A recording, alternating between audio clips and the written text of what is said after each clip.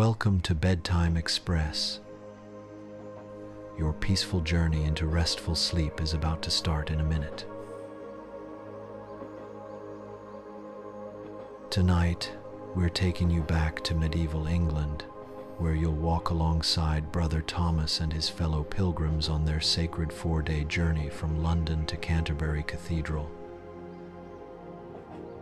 You'll experience the ancient pilgrimage road through the English countryside, witness the forming of deep friendships between travelers from all walks of life, and discover the transformative power of sacred journey. From the bustling Tabard Inn in Southwark to the magnificent Canterbury Cathedral, this tale weaves together faith, fellowship, and the timeless human desire to seek something greater than ourselves. If you enjoy medieval stories, please give us a like, write in comments from which country you are joining us, and subscribe to Bedtime Express for more peaceful bedtime stories. Your support helps us continue bringing you these calming tales for restful sleep. Now, get comfortable, close your eyes, and let yourself drift back to 14th century England. Take a deep breath, relax your shoulders, and prepare to walk the ancient pilgrim road to Canterbury. Have sweet dreams. The journey of a medieval pilgrim to Canterbury.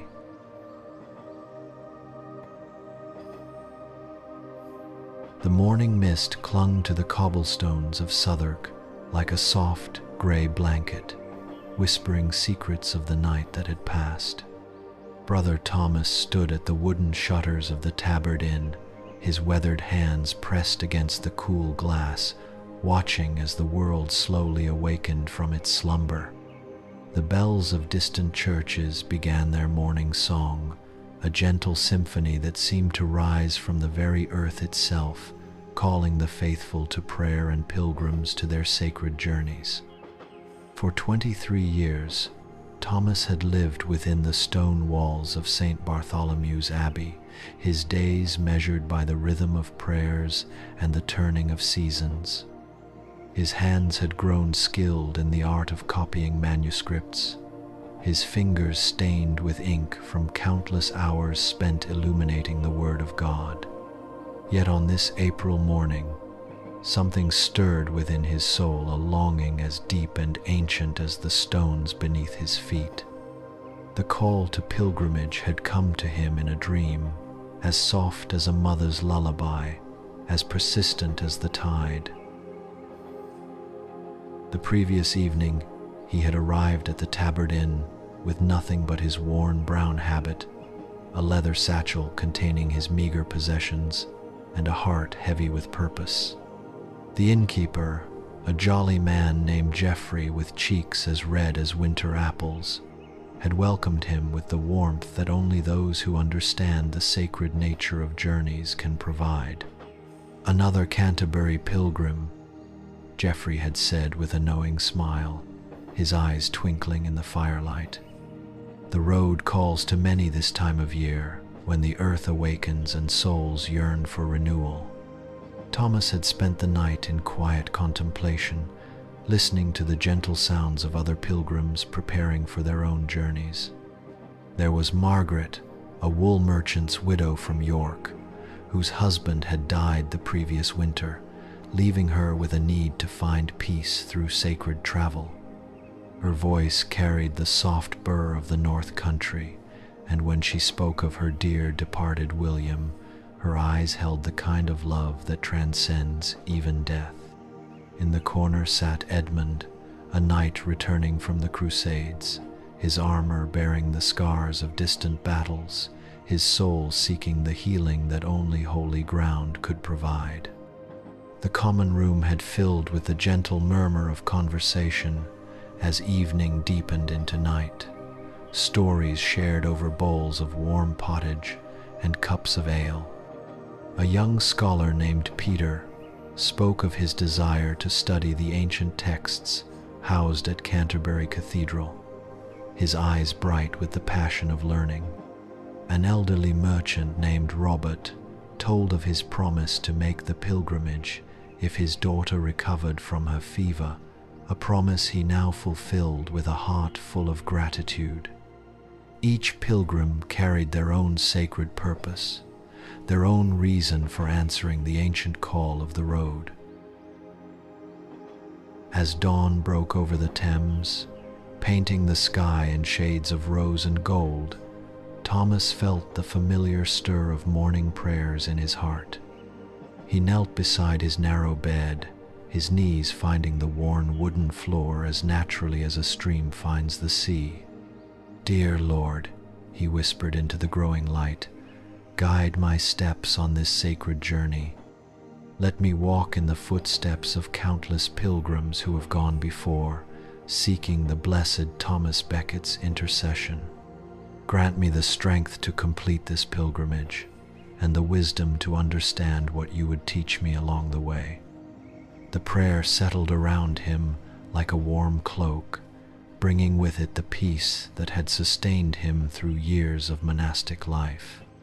Rising slowly, he gathered his few possessions, his breviary with its worn leather cover, a small wooden cross that had belonged to his father, a pouch containing enough coins for the journey, and a walking staff that the abbey's carpenter had carved for him, smooth and strong as his faith. Downstairs, the inn was already stirring with life. Geoffrey moved between the tables like a benevolent spirit, ensuring each pilgrim had bread and ale to begin their journey.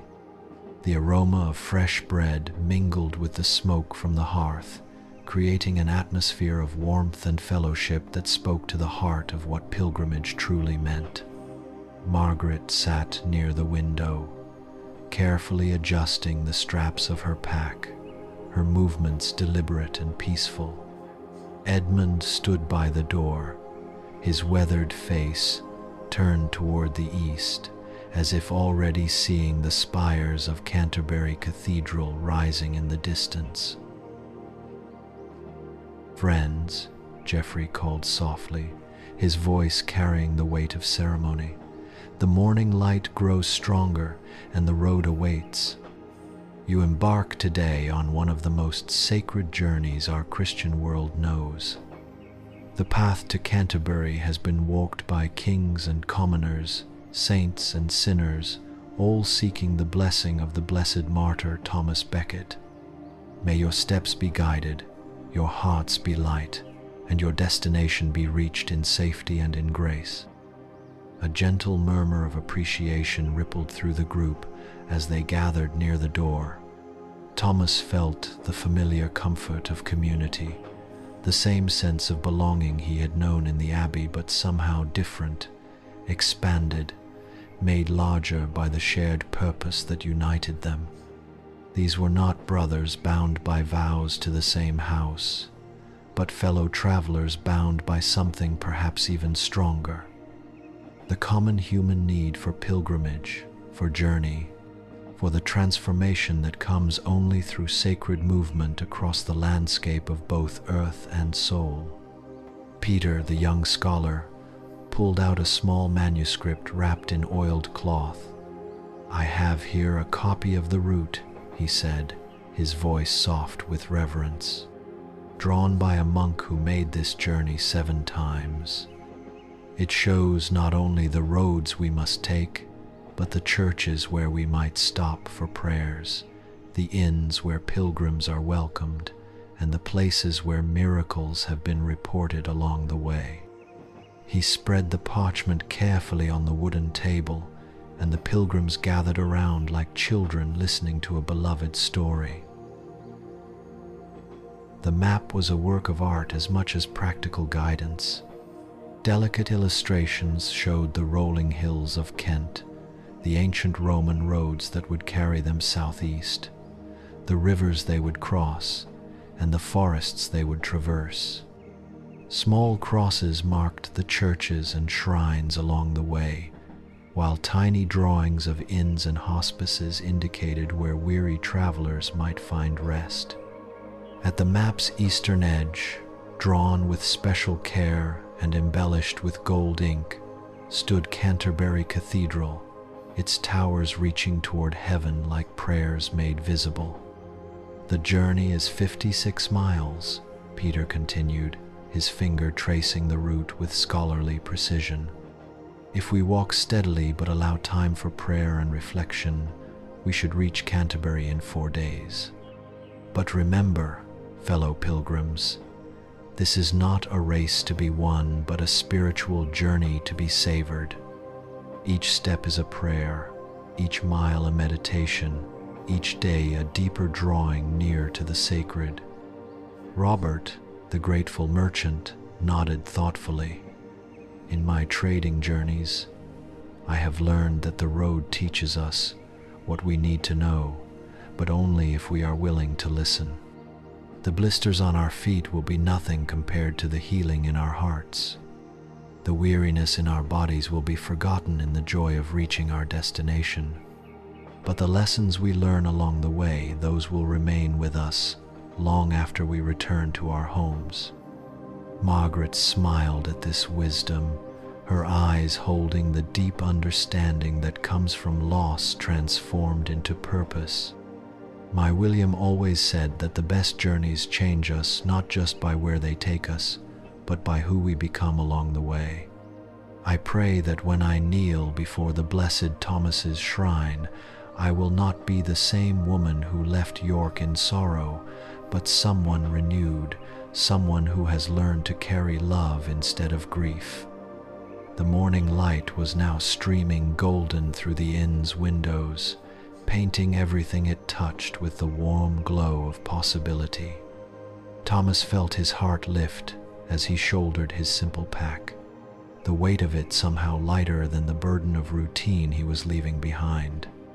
The walking staff felt comfortable in his grip, as if it had been waiting all his life for this moment, this purpose. Geoffrey blessed each pilgrim as they prepared to depart, making the sign of the cross over their heads with hands that had performed this ritual countless times. "Go with God," he murmured to each in turn, his voice carrying the weight of genuine care. "May Saint Thomas Becket intercede for you. May the Virgin Mary protect you, and may you find what your hearts are seeking on the road ahead." As they stepped out into the morning air, Thomas felt the cobblestones beneath his sandaled feet like a benediction. The air was soft and mild, carrying the green scent of spring and the promise of a perfect day for walking. Behind them, the inn settled back into its quiet rhythm, but ahead lay the ancient pilgrimage route, worn smooth by millions of feet over hundreds of years. They began walking, their pace naturally finding the rhythm that pilgrims have maintained since the first faithful soul felt called to journey to a holy place. Not hurried, not dawdling, but steady and contemplative. The pace of prayer made physical, of meditation given movement. The clip-clop of their footsteps on the stones created its own gentle music, a percussion that would accompany them for the next 4 days.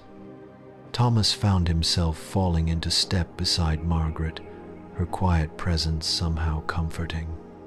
They walked in companionable silence for a time, each lost in their own thoughts, their own prayers, their own reasons for answering the call of the road. The city sounds gradually faded behind them as they made their way through the southern districts of London, past gardens awakening to spring's touch, past workshops where craftsmen were beginning their daily labors, past small churches where morning prayers were already underway.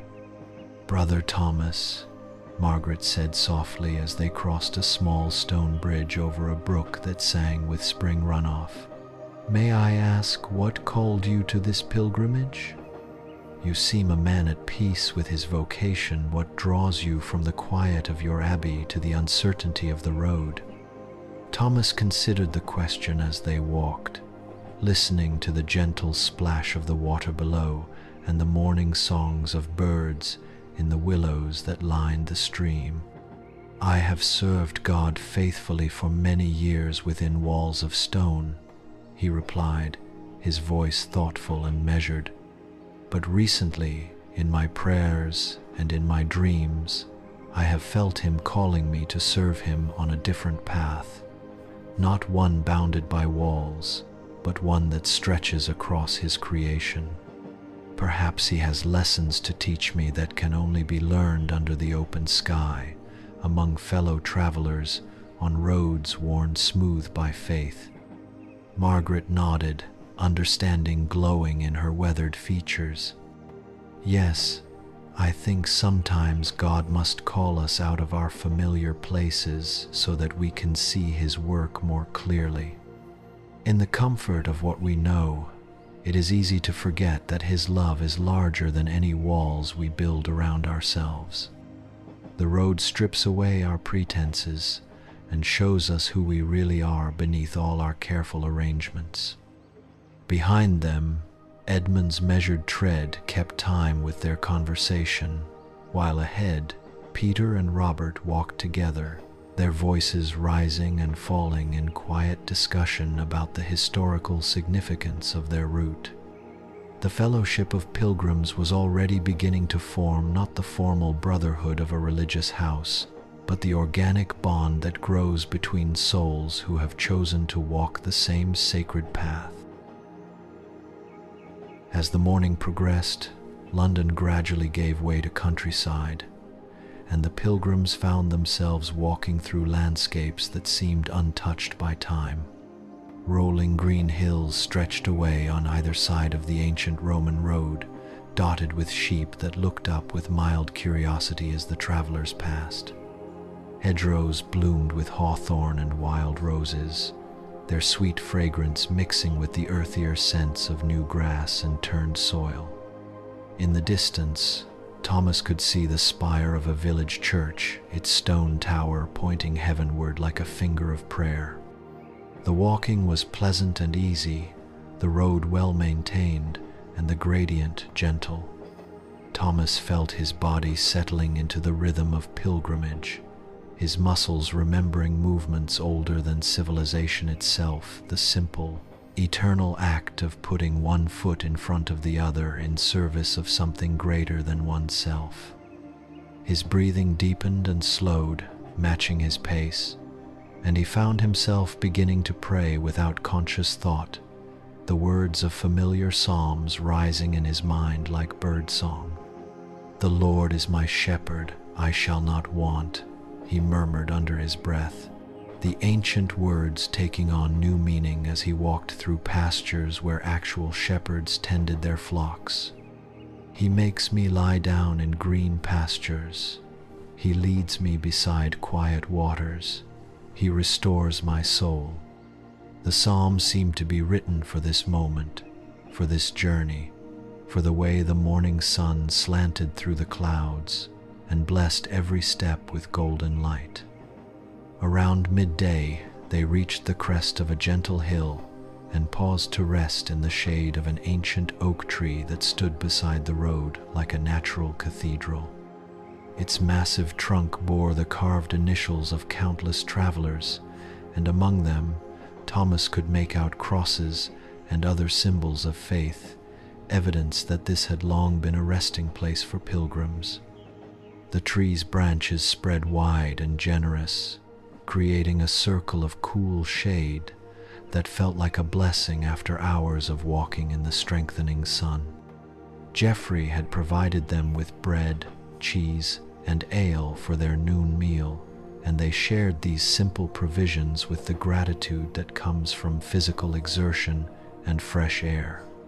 The food tasted better than the finest feast Thomas had ever known in the Abbey, not because it was elaborate, but because it was exactly what their bodies needed, consumed in the company of fellow pilgrims under the vast sky of God's creation. Peter unwrapped his manuscript again and showed them their progress on the map. "We have covered nearly 15 miles this morning," he said with satisfaction. "At this pace, we will reach Rochester tomorrow evening and Canterbury by Friday afternoon. But see here," he pointed to a small illustration near their current location.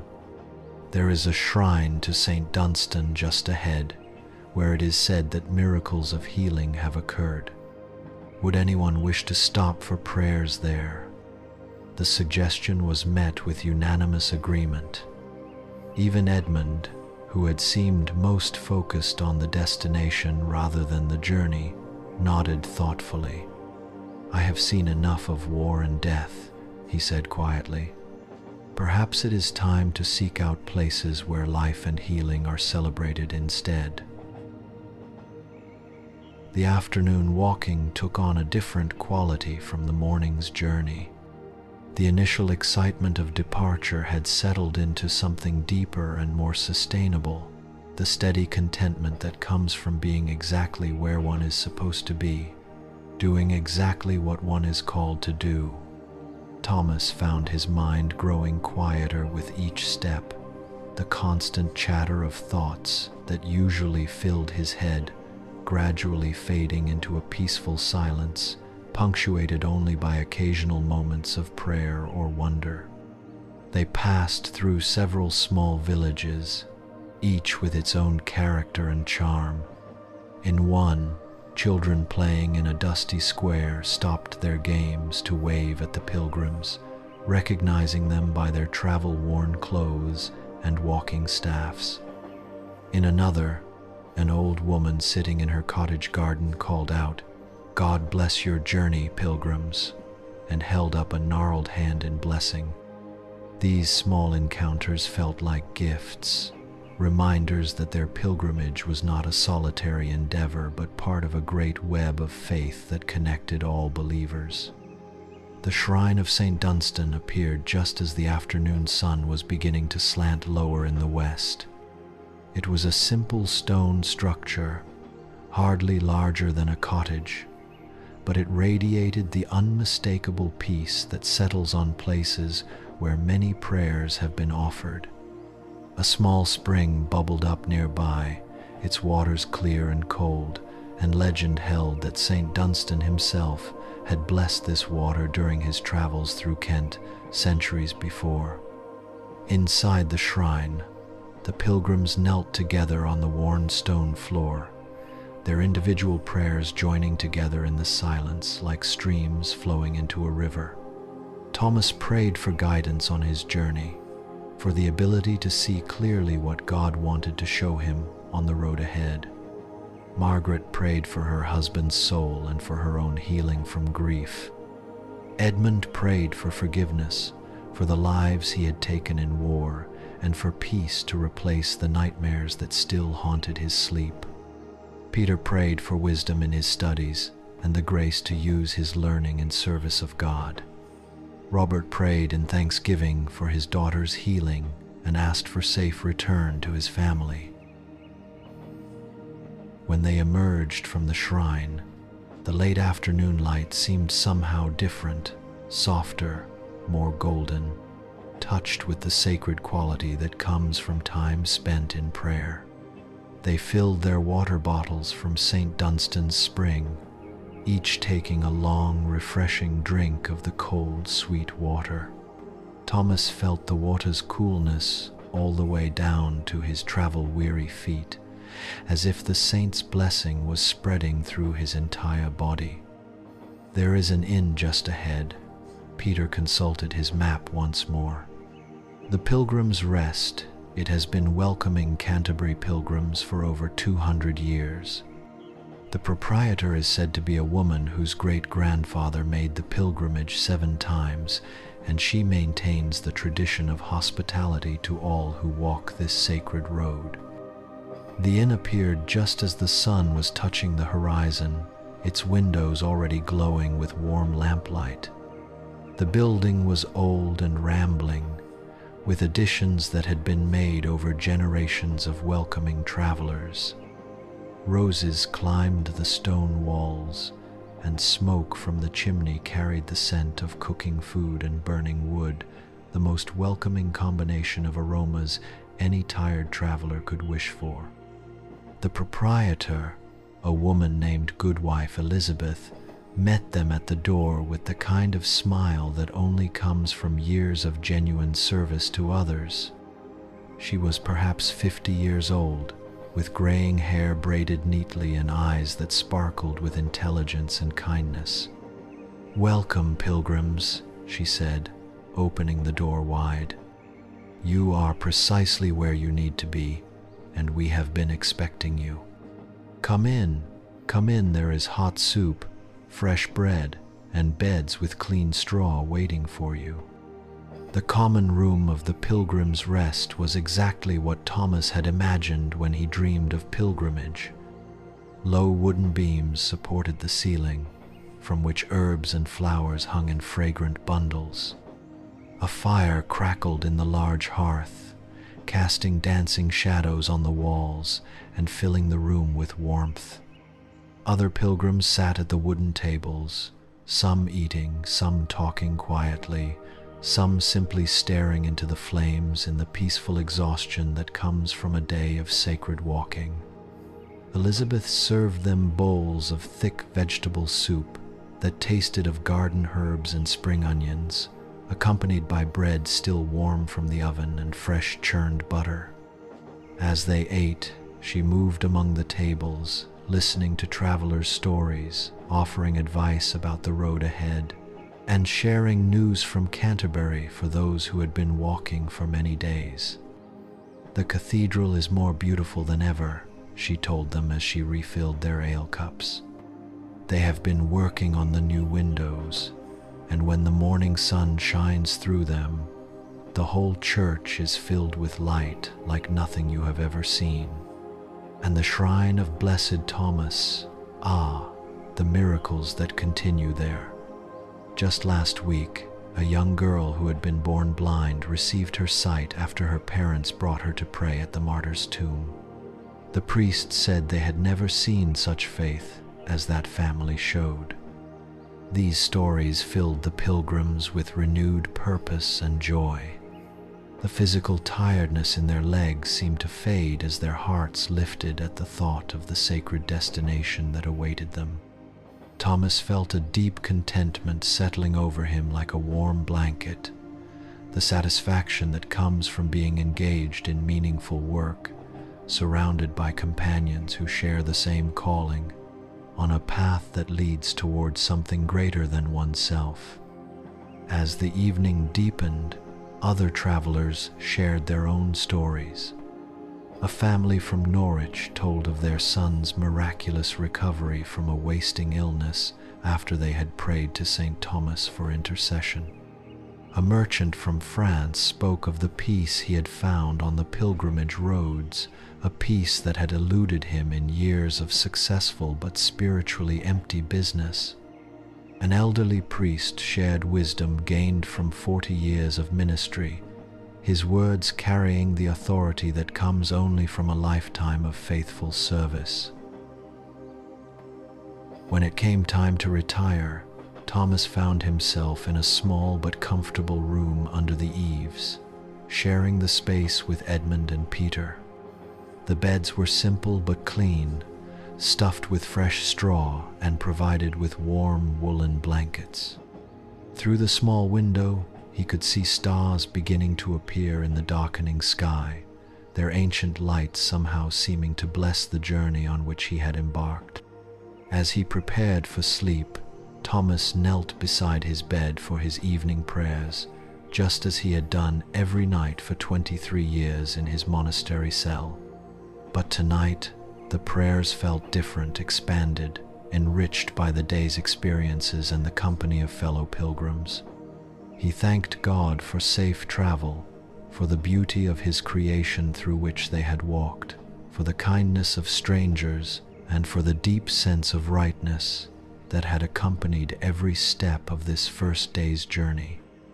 "Dear Lord," he whispered as sleep began to claim him, "I am beginning to understand why you called me to this path. Already, in just one day, you have shown me your love made manifest in the generosity of innkeepers, the fellowship of fellow travelers, and the beauty of the world you have created for us to enjoy. Grant me the grace to remain open to all. You would teach me in the days ahead, and let my pilgrimage be pleasing in your sight. Outside, the night settled over the English countryside with the gentle peace that has blessed this land for centuries. Somewhere in the distance, church bells marked the hour of Compline, their bronze voices carrying across the rolling hills to remind all who heard them that God's love watches over the sleeping world. And in the Pilgrim's Rest, Thomas and his companions slept the deep, dreamless sleep of those who have walked in faith and found their rest in the assurance that tomorrow would bring them one step closer to their sacred destination. The second day dawned with a soft mist rising from the valleys, transforming the familiar English countryside into something ethereal and otherworldly. Thomas woke naturally, without need of bells or calls, his body already attuning itself to the rhythm of pilgrimage. Through the small window of his room, he could see the mist moving like spirits across the meadows, catching the first rays of sunlight and transforming them into ribbons of gold and silver that danced above the dew-laden grass. In the room beside him, Edmund was already awake, sitting on the edge of his bed with his hands clasped in prayer, his scarred face peaceful in the morning light. Peter still slept, but his breathing had the easy rhythm of one who rests well, his scholar's mind undoubtedly processing the experiences of their first day on the Pilgrim Road. The inn around them was beginning to stir with the quiet sounds of early morning, soft footsteps in the corridors, the distant clatter of pots in the kitchen, the murmur of voices as other pilgrims prepared for their day's journey. Thomas rose and knelt for his morning prayers, feeling the familiar comfort of beginning each day in communion with his Creator. But today, his prayers seemed to expand beyond the small room to encompass all of creation visible through his window, the mist-wrapped fields, the ancient oak trees standing like sentinels in the landscape, the distant church spire that pointed toward heaven with unwavering faithfulness. Guide our steps today, O Lord, he prayed softly, and help us to see your hand in all we encounter on the road ahead.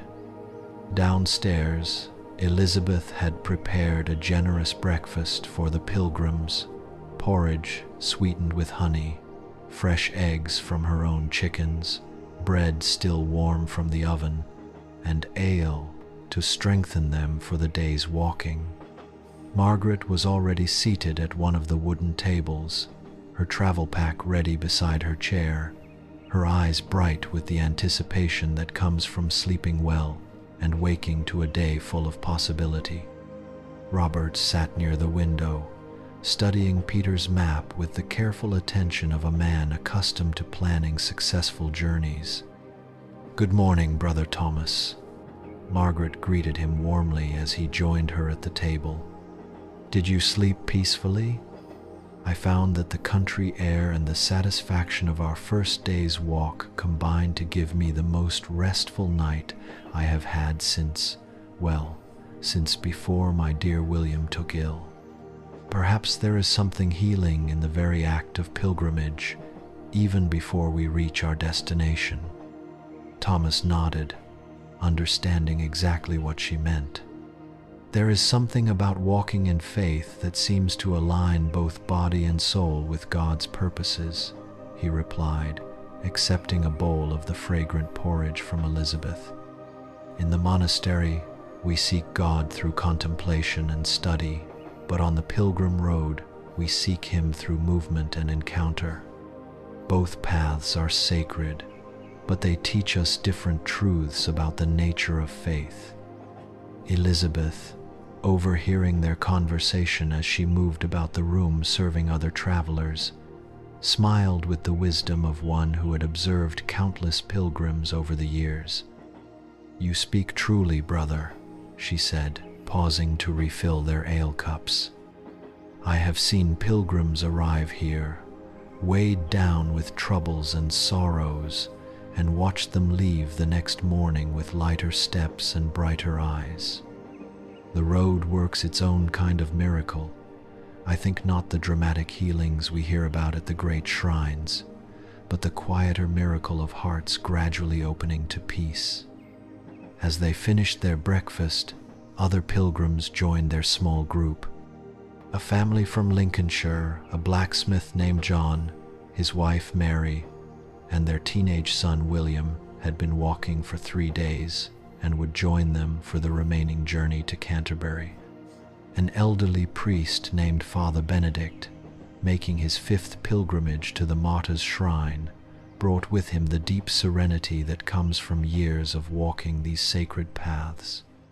A young woman named Catherine, traveling alone but with the confident bearing of one accustomed to caring for herself, carried a small wooden box that she said contained a relic of Saint Bridget, which she hoped to touch to Saint Thomas's shrine. The expanded group created a different dynamic from the previous day's intimate fellowship, but no less meaningful. Thomas found himself marveling at how naturally pilgrims from all walks of life came together in common purpose. Here was a nobleman walking beside a blacksmith, a scholar in conversation with a merchant, a monk sharing stories with a young woman who might never have spoken to a religious man under ordinary circumstances. 5. The pilgrimage road seemed to dissolve the usual boundaries of social class and convention, creating a temporary community based not on worldly status but on shared spiritual aspiration. As they prepared to depart the Pilgrim's Rest, Elizabeth blessed each traveler in turn, making the sign of the cross on their foreheads with hands that smelled of bread and herbs. "May Saint Thomas intercede for you," she said to each pilgrim, "and may you find all that you seek at his blessed shrine. The road you walk today has been sanctified by millions of faithful feet over hundreds of years. You are part of a great procession that stretches back through time and forward into eternity." The morning air was crisp and clean as they set out, the mist beginning to lift and reveal the full beauty of the Kent countryside. Their route today would take them along Watling Street, one of the great Roman roads that had carried travelers across Britain for over 1,000 years. The ancient stones beneath their feet had been worn smooth not only by medieval pilgrims but by Roman legions, Saxon traders, Norman nobles, and countless others who had found reason to journey along this path. Peter, consulting his precious map as they walked, shared his knowledge of the road's history. The Romans built this road to connect London with the port cities of the south coast, he explained, his scholarly enthusiasm evident in his voice. But even before the Romans came, this was already an ancient track used by the Celtic tribes for trade and travel. Some say it follows the ley lines, the mystical paths that connect the sacred places of Britain. Whether you believe in such things or not, there is no denying that this road has always been special, always been a path that calls people to journey. Father Benedict, walking with the measured pace of long experience, added his own perspective. "I have made this journey 5 times now, and each time I am struck by the sense of continuity," he said, his voice carrying the authority of deep faith and long service. "We walk where saints have walked, where kings have walked, where the poorest beggars and the richest merchants have all found common ground in their desire to reach Canterbury. The road itself becomes a kind of prayer, sanctified by all the prayers that have been offered along its length. The day's walking proved more varied than the previous day's journey through pastoral countryside. They passed through ancient woodlands where massive oak and beech trees formed a living cathedral overhead, their branches interweaving to create a canopy that filtered the sunlight into patterns of green and gold. The forest floor was carpeted with bluebells and wild garlic, their fragrances rising with each footstep to create a natural incense that seemed appropriate for pilgrims seeking the sacred. In one clearing, they discovered the ruins of a Roman villa, its broken walls almost hidden beneath centuries of ivy and brambles. John the blacksmith, who had an eye for old stonework, pointed out the remains of what had once been elaborate mosaics, their tiny colored tiles still visible despite the passage of centuries. "Think of it," he mused, running his calloused hands over the ancient stones. "Families lived here, children played in these rooms, people loved and laughed and grieved within these walls. Now they are gone, but the road they used still carries travelers seeking something eternal. It makes a man think about what truly lasts, what truly matters." Catherine, the young woman traveling alone, knelt beside one of the broken walls and placed her hand on the sun-warmed stone. "I wonder if they were Christians, the people who lived here," she said thoughtfully. "Perhaps some of them made the journey to Canterbury when the faith was still new to these lands. Perhaps their prayers are still here, somehow, waiting to join with ours." Her words carried the kind of simple faith that Thomas had learned to recognize as the most profound wisdom of all. As they continued through the woodland, the pilgrims found themselves walking in comfortable silence, each absorbed in their own thoughts and prayers.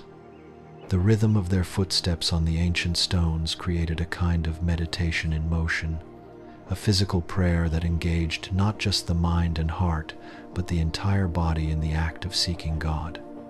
Thomas felt his breathing deepen and his thoughts slow, entering the contemplative state he had learned to cultivate in the monastery, but finding it enriched by the companionship of fellow seekers and the beauty of God's creation surrounding them on all sides.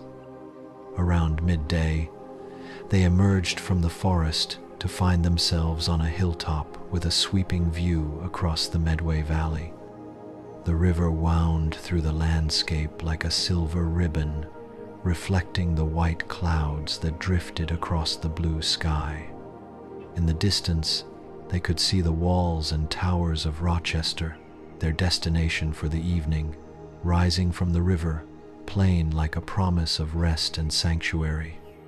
The sight filled them all with satisfaction, not only because it marked their progress toward Canterbury, but because it was simply beautiful, a reminder of the glory of God's creation and the ingenuity of those who built cities to glorify His name. Rochester Cathedral. Father Benedict pointed to the largest of the distant spires, houses one of the finest collections of illuminated manuscripts in all of England. The monks there have been copying and preserving sacred texts for over 400 years. Brother Thomas, as one who knows the scribal arts, you might find great joy in visiting their library if we have time before evening prayers. The prospect of seeing such treasures added another dimension to Thomas's anticipation, but he was beginning to understand that the true treasure of pilgrimage lay not in any single destination or experience, but in the gradual accumulation of moments of grace encountered along the way. Each conversation with a fellow pilgrim, each view of beautiful landscape, each small kindness from a stranger was a bead on the rosary of his journey, valuable not only in itself, but as part of a greater pattern of prayer and seeking. They descended into the valley in the afternoon, crossing the Medway on an ancient stone bridge whose arches had carried pilgrims to Canterbury for centuries. The water below moved slowly and peacefully, its surface broken by swans and ducks that seemed as much a part of the sacred landscape as the churches and shrines that dotted the countryside. Mary, the blacksmith's wife, paused at the center of the bridge to make the sign of the cross and murmur a quiet prayer of thanksgiving for safe travel thus far. "My grandmother always said that crossing water on pilgrimage was especially blessed," she explained to the others. "She made this journey 7 times in her life, and she taught me that bridges are sacred places. They connect not just one bank to another, but one state of being to another. When we cross this river, we are not quite the same people who approached it from the other side." Thomas found profound wisdom in this simple observation. Looking back at the path they had traveled, then forward to Rochester rising before them, he could sense the truth of Mary's grandmother's words. The pilgrimage was indeed transforming him, not through any single dramatic revelation, but through 1,000 small moments of grace that were gradually reshaping his understanding of God, of himself, and of the world. Rochester welcomed them with the sound of Vespers bells ringing from the cathedral, their bronze voices carrying across the evening air to remind all who heard them that the day was ending in prayer and thanksgiving. The city was clearly accustomed to pilgrims. Several inns displayed signs indicating their welcome to Canterbury travelers, and the streets were filled with the familiar sight of people carrying walking staffs and wearing the travel-stained clothes that marked them as fellow seekers on the sacred road. They found accommodation at the Crown and Mitre, an inn that had been welcoming pilgrims since the days of King Henry II. The proprietor, Master Hugh, was a descendant of the original family that had established the inn, and he took evident pride in continuing the tradition of hospitality that had made his establishment famous among Canterbury pilgrims.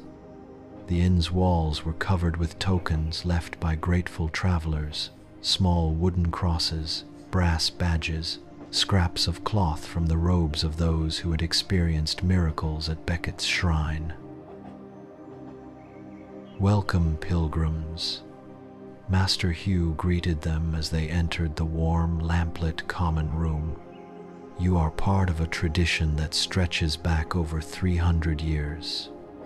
My great-great-grandfather served ale to the very first pilgrims who came to honor the blessed Thomas after his martyrdom.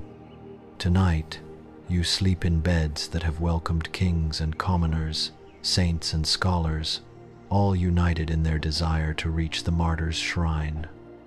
The evening meal was a feast worthy of the inn's reputation: roasted lamb with herbs, fresh fish from the Medway, vegetables from local gardens, and bread baked with the skill that comes from generations of practice. As they ate, Master Hugh regaled them with stories of famous pilgrims who had stayed at the Crown and Mitre over the centuries.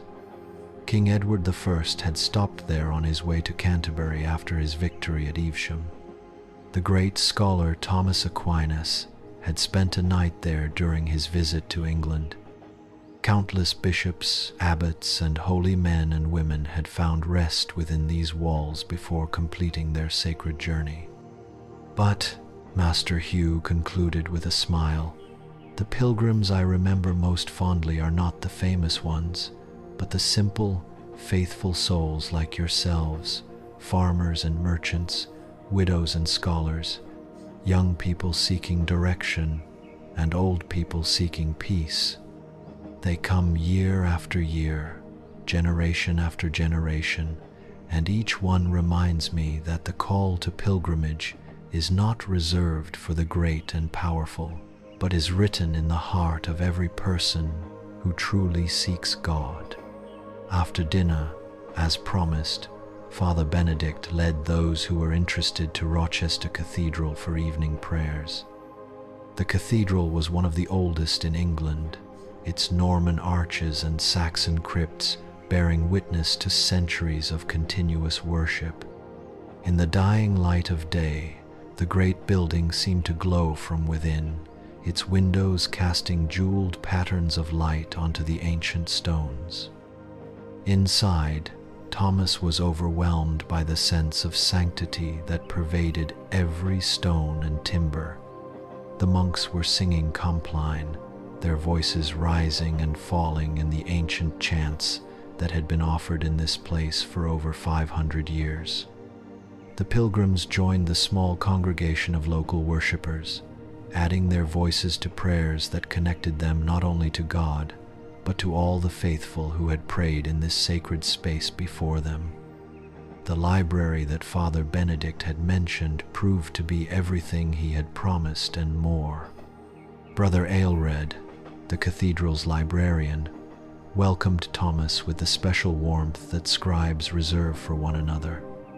In the scriptorium's soft candlelight, he showed Thomas manuscripts of breathtaking beauty gospels, illuminated with gold and lapis lazuli, psalters decorated with intricate Celtic knotwork, chronicles of the early church, written in scripts so perfect they seemed more like works of art than simple records. Each of these books, Brother Aelred explained as they turned the precious pages, represents months or even years of patient labor by monks who understood that in copying God's word, they were participating in His act of creation. The letters themselves become prayers, the decorations become celebrations, the very act of preservation becomes an offering of love. Thomas felt a deep kinship with these unknown brothers whose careful work had preserved wisdom across the centuries. In the monastery, he had sometimes felt that his scribal work was merely routine, but here, surrounded by the fruits of countless hours of similar labor, he began to understand that every letter carefully formed, every page lovingly illuminated, was indeed a form of prayer and praise. "Brother Aelred," he asked as they prepared to leave the scriptorium, "do you ever feel called to make the pilgrimage to Canterbury yourself? Having spent so many years in service to the written word, do you not sometimes feel drawn to seek the living presence of God on the pilgrim road?" The elderly librarian smiled with the serenity that comes from long years of contemplation. "My dear brother, I made that pilgrimage long ago, not once but many times. 5. And each journey taught me something different about the nature of seeking God. But now, in my later years, I have come to understand that pilgrimage takes many forms. Some seek God by walking to holy places, others by serving Him in prayer and scholarship, still others by caring for the poor or teaching the young.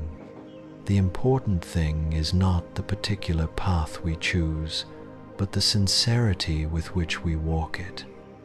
His words resonated deeply with Thomas as they made their way back to the inn through Rochester's quiet streets.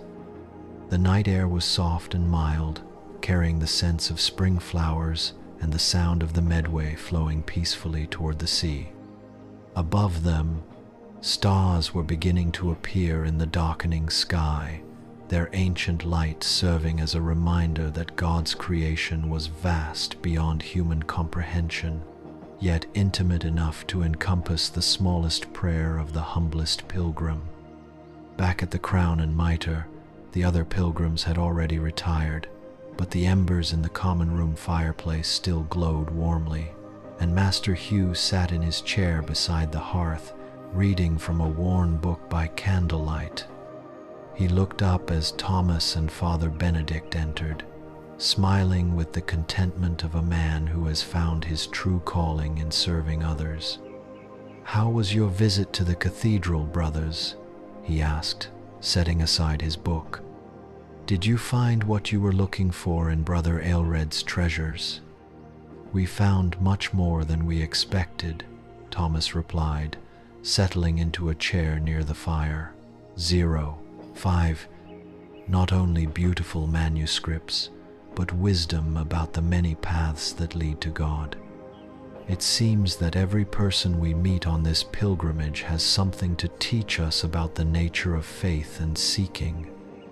Master Hugh nodded knowingly. That is the true miracle of the Pilgrim Road, not just the miracles that happen at the destination, but the countless small miracles of human kindness, wisdom, and fellowship that occur along the way. In 30 years of welcoming pilgrims, I have learned more about God's love from observing their faith than from all the sermons I have ever heard. As Thomas climbed the stairs to his room, he carried with him the satisfaction of another day well walked, another collection of experiences and encounters that were gradually weaving themselves into a tapestry of understanding. The small room under the eaves was clean and comfortable, with a window that looked out over the cathedral's illuminated towers. As he prepared for sleep, he could hear the faint sound of the monks singing the final prayers of the day, their voices carrying across the city like a blessing. His evening prayers that night were filled with gratitude for safe travel, for the companionship of fellow pilgrims, for the wisdom of Brother Aelred, for the hospitality of Master Hugh, and for the growing sense that his pilgrimage was unfolding exactly as God intended. Each day brought new discoveries, not only about the landscape through which they traveled, but about the landscape of his own soul. He was beginning to understand that the journey to Canterbury was indeed a journey toward the sacred, but that the sacred was revealing itself not only in their destination but in every step along the way. "Tomorrow we continue toward Canterbury," he whispered in the darkness, "but already I can see that the pilgrimage is changing me in ways I never expected. Help me to remain open to all. You would teach me, dear Lord, and let me be worthy of the grace you are showing me on this sacred road." Outside his window, Rochester settled into the peaceful sleep of a city that has welcomed pilgrims for centuries. Its ancient stones, holding the prayers and dreams of countless travelers who have passed through its gates seeking something greater than themselves. And in the morning, those stones would witness another departure, another group of faithful souls setting out on the final stages of their journey to one of Christianity's most sacred destinations. The third morning of their pilgrimage dawned with a clarity that seemed to promise perfect walking weather. Thomas woke to find himself naturally stirring as the first light touched the eastern horizon, his body now fully attuned to the rhythm of pilgrimage life. Through his window, he could see the cathedral towers catching the early sunlight, their ancient stones glowing like beacons of faith against the pale blue sky. The sight filled him with a quiet joy that had become as much a part of his morning prayers as the familiar words he had recited for so many years in his monastery cell. In the beds nearby, his companions stirred with the easy waking of those whose bodies are pleasantly tired from honest labor, and whose souls are at peace with their purpose. Edmund sat up and immediately reached for his travel pack, checking with the methodical care of an old soldier that everything was secure and ready for the day's journey. Peter consulted his precious map even before fully rising, tracing with his finger the route that would take them from Rochester through the heart of Kent toward Canterbury. Young William, the blacksmith's son, stretched and yawned with the resilience of youth, already eager for whatever adventures the day might bring. Downstairs, Master Hugh had prepared another generous breakfast, understanding that pilgrims needed substantial nourishment for the long days of walking that lay ahead. The common room was filled with the warm aromas of fresh bread, eggs, and bacon, along with the more subtle scents of herbs and the lingering smoke from the hearth that had provided comfort throughout the night. Margaret was already seated at their usual table, her morning prayers completed, her face serene with the particular peace that comes from beginning each day in communion with God. "Good morning, dear friends," she greeted them as they joined her. "I have been watching the sunrise from the window, and I cannot help but feel that today will bring us something special. Perhaps it is only the beauty of this perfect spring morning, but there seems to be a particular blessing on the air, as if the very atmosphere is preparing us for whatever grace awaits us on the road ahead." Catherine, the young woman traveling alone, nodded in agreement as she carefully rewrapped her precious relic box in its protective cloth. "I dreamed last night of Canterbury Cathedral," she said softly, "and in my dream, the bells were ringing not just to mark the hours, but to welcome all the pilgrims who have ever made this journey. When I woke, I could still hear them, as if the dream bells had followed me into the waking world. It may sound fanciful, but I believe that Saint Thomas himself is calling us forward, drawing us toward his shrine with invisible threads of grace." Father Benedict, who had joined them from his own prayers in the cathedral, smiled at Catherine's words with the gentle understanding of one who has learned to recognize the mysterious ways in which God speaks to faithful hearts. "There is nothing fanciful about such dreams on the pilgrim road," he assured her. "I have seen too many pilgrims receive guidance through dreams, visions, and intuitions that cannot be explained by earthly wisdom alone. The saints who have gone before us remain connected to us through prayer and love, and it is only natural that Saint Thomas would take special interest in those who journey to his shrine seeking his intercession." Master Hugh blessed them as they prepared to depart, his ritual now familiar but no less meaningful for its repetition. "May this day bring you one step closer not only to Canterbury, but to whatever deeper understanding of God's love you seek through your pilgrimage," he said, making the sign of the cross over each traveler. "The road ahead will take you through what poets call the Garden of England, the most beautiful countryside our island has to offer. Let its beauty remind you of the paradise that awaits all faithful souls, and let its peace prepare your hearts for the sacred encounter that awaits you at journey's end." The morning air was indeed perfect for walking, cool enough to be refreshing, warm enough to promise a pleasant day, with just enough breeze to carry the scents of blooming orchards and early hay. As they left Rochester behind and struck out along the ancient pilgrimage route, Thomas felt his spirits lifting with each step. The road wound through countryside that seemed designed by God himself as a meditation on the beauty of creation. Rolling hills covered in the fresh green of spring grass stretched away on either side, dotted with grazing sheep, whose wool seemed to glow white as snow in the morning sunlight. The orchards that Kent was famous for were in full bloom, creating tunnels of pink and white blossoms through which the pilgrims walked as if processing through a natural cathedral. Apple, pear, and cherry trees formed living arches over the road, their petals drifting down like blessed confetti with each gentle gust of wind. Thomas found himself thinking of the Garden of Eden as they walked through this flowering paradise, imagining that Adam and Eve might have walked similar paths when the world was young and untouched by sin. It is easy to believe in God's goodness when surrounded by such beauty. Mary, the blacksmith's wife, observed as they passed beneath a particularly magnificent apple tree whose blossoms seemed to glow with inner light. Sometimes, in the darkness of winter or during times of sorrow, faith requires great effort. But here, now, in this season and in this place, belief feels as natural as breathing. John, her husband, nodded thoughtfully as he adjusted the straps of his pack.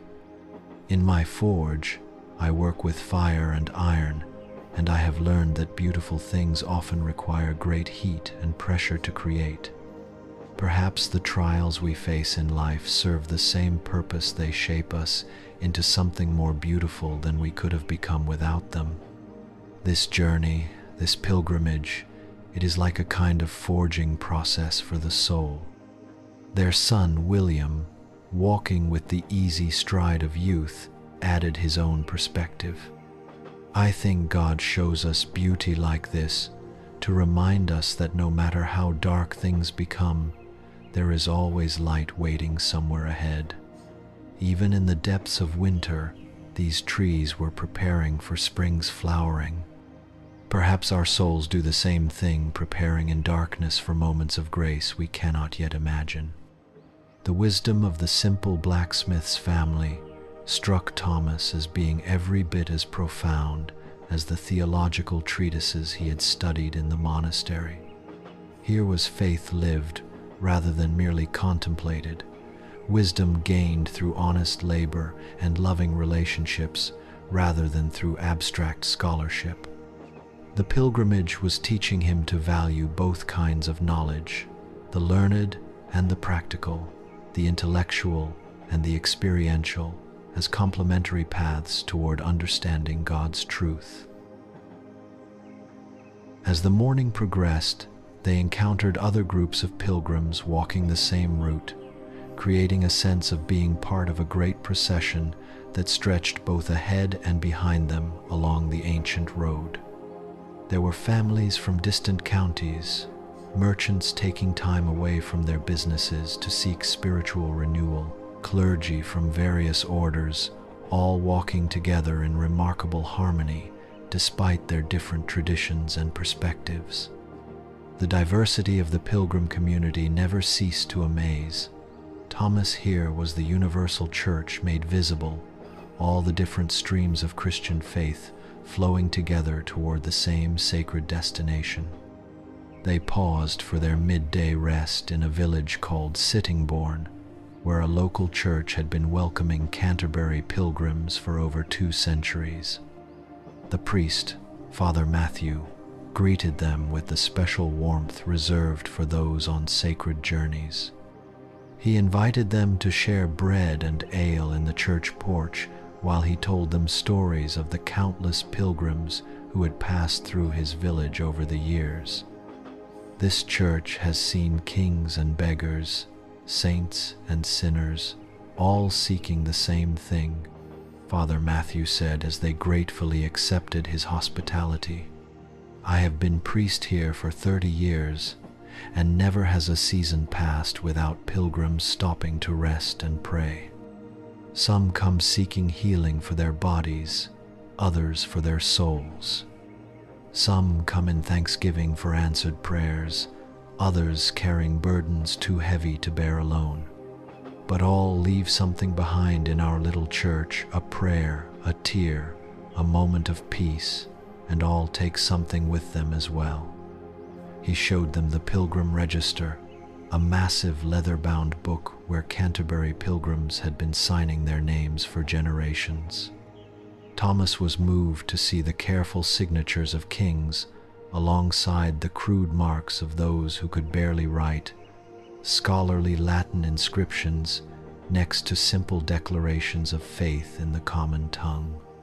When Father Matthew invited them to add their own names to this historic record, Thomas felt the weight of joining a community that stretched back centuries and would continue forward into an unknowable future.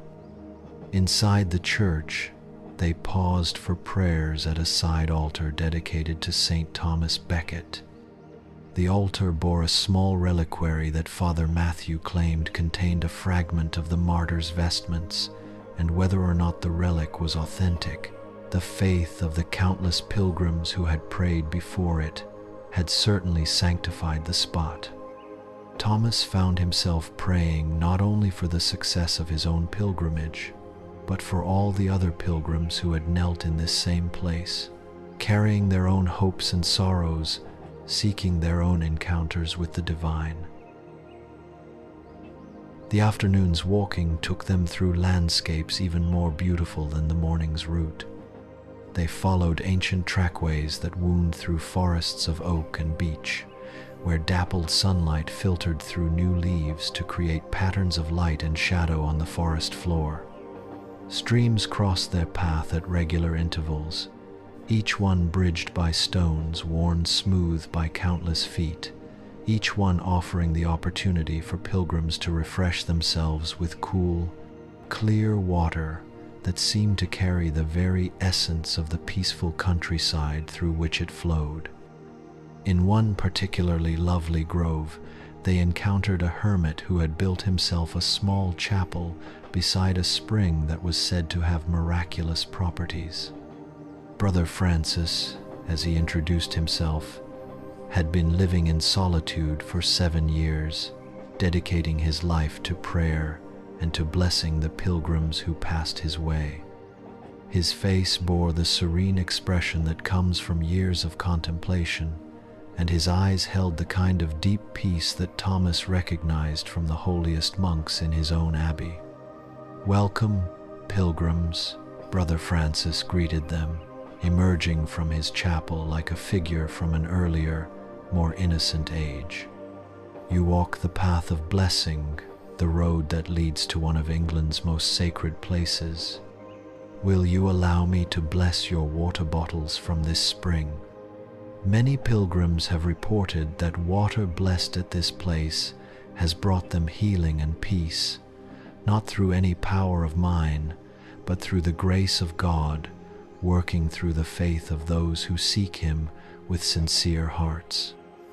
They gladly accepted his blessing, and as Brother Francis filled each water bottle from the crystal clear spring, he offered a personal blessing for each pilgrim. To Thomas, he said, "May your pilgrimage reveal to you new dimensions of God's love, brother, and may you carry that love back to serve others in ways you have not yet imagined." To Margaret, he said, "May your journey transform your grief into a deeper capacity for compassion, good woman, and may you find that love is stronger than death." To each pilgrim, he offered words that seemed to speak directly to their particular needs and circumstances, as if he could see into their very souls. As they prepared to continue their journey, Brother Francis walked with them for a short distance, his bare feet making no sound on the soft earth of the forest path. "The pilgrimage road is itself a kind of monastery," he told them as they walked, "not bounded by walls, but by the intention to seek God with each step. Those of us called to the hermitage serve God through solitude and contemplation, but you serve Him through movement and encounter. Both paths are holy, both are necessary, both lead ultimately to the same destination, union with the divine love that created and sustains all things." His words stayed with Thomas long after the hermit had blessed them farewell and returned to his forest solitude.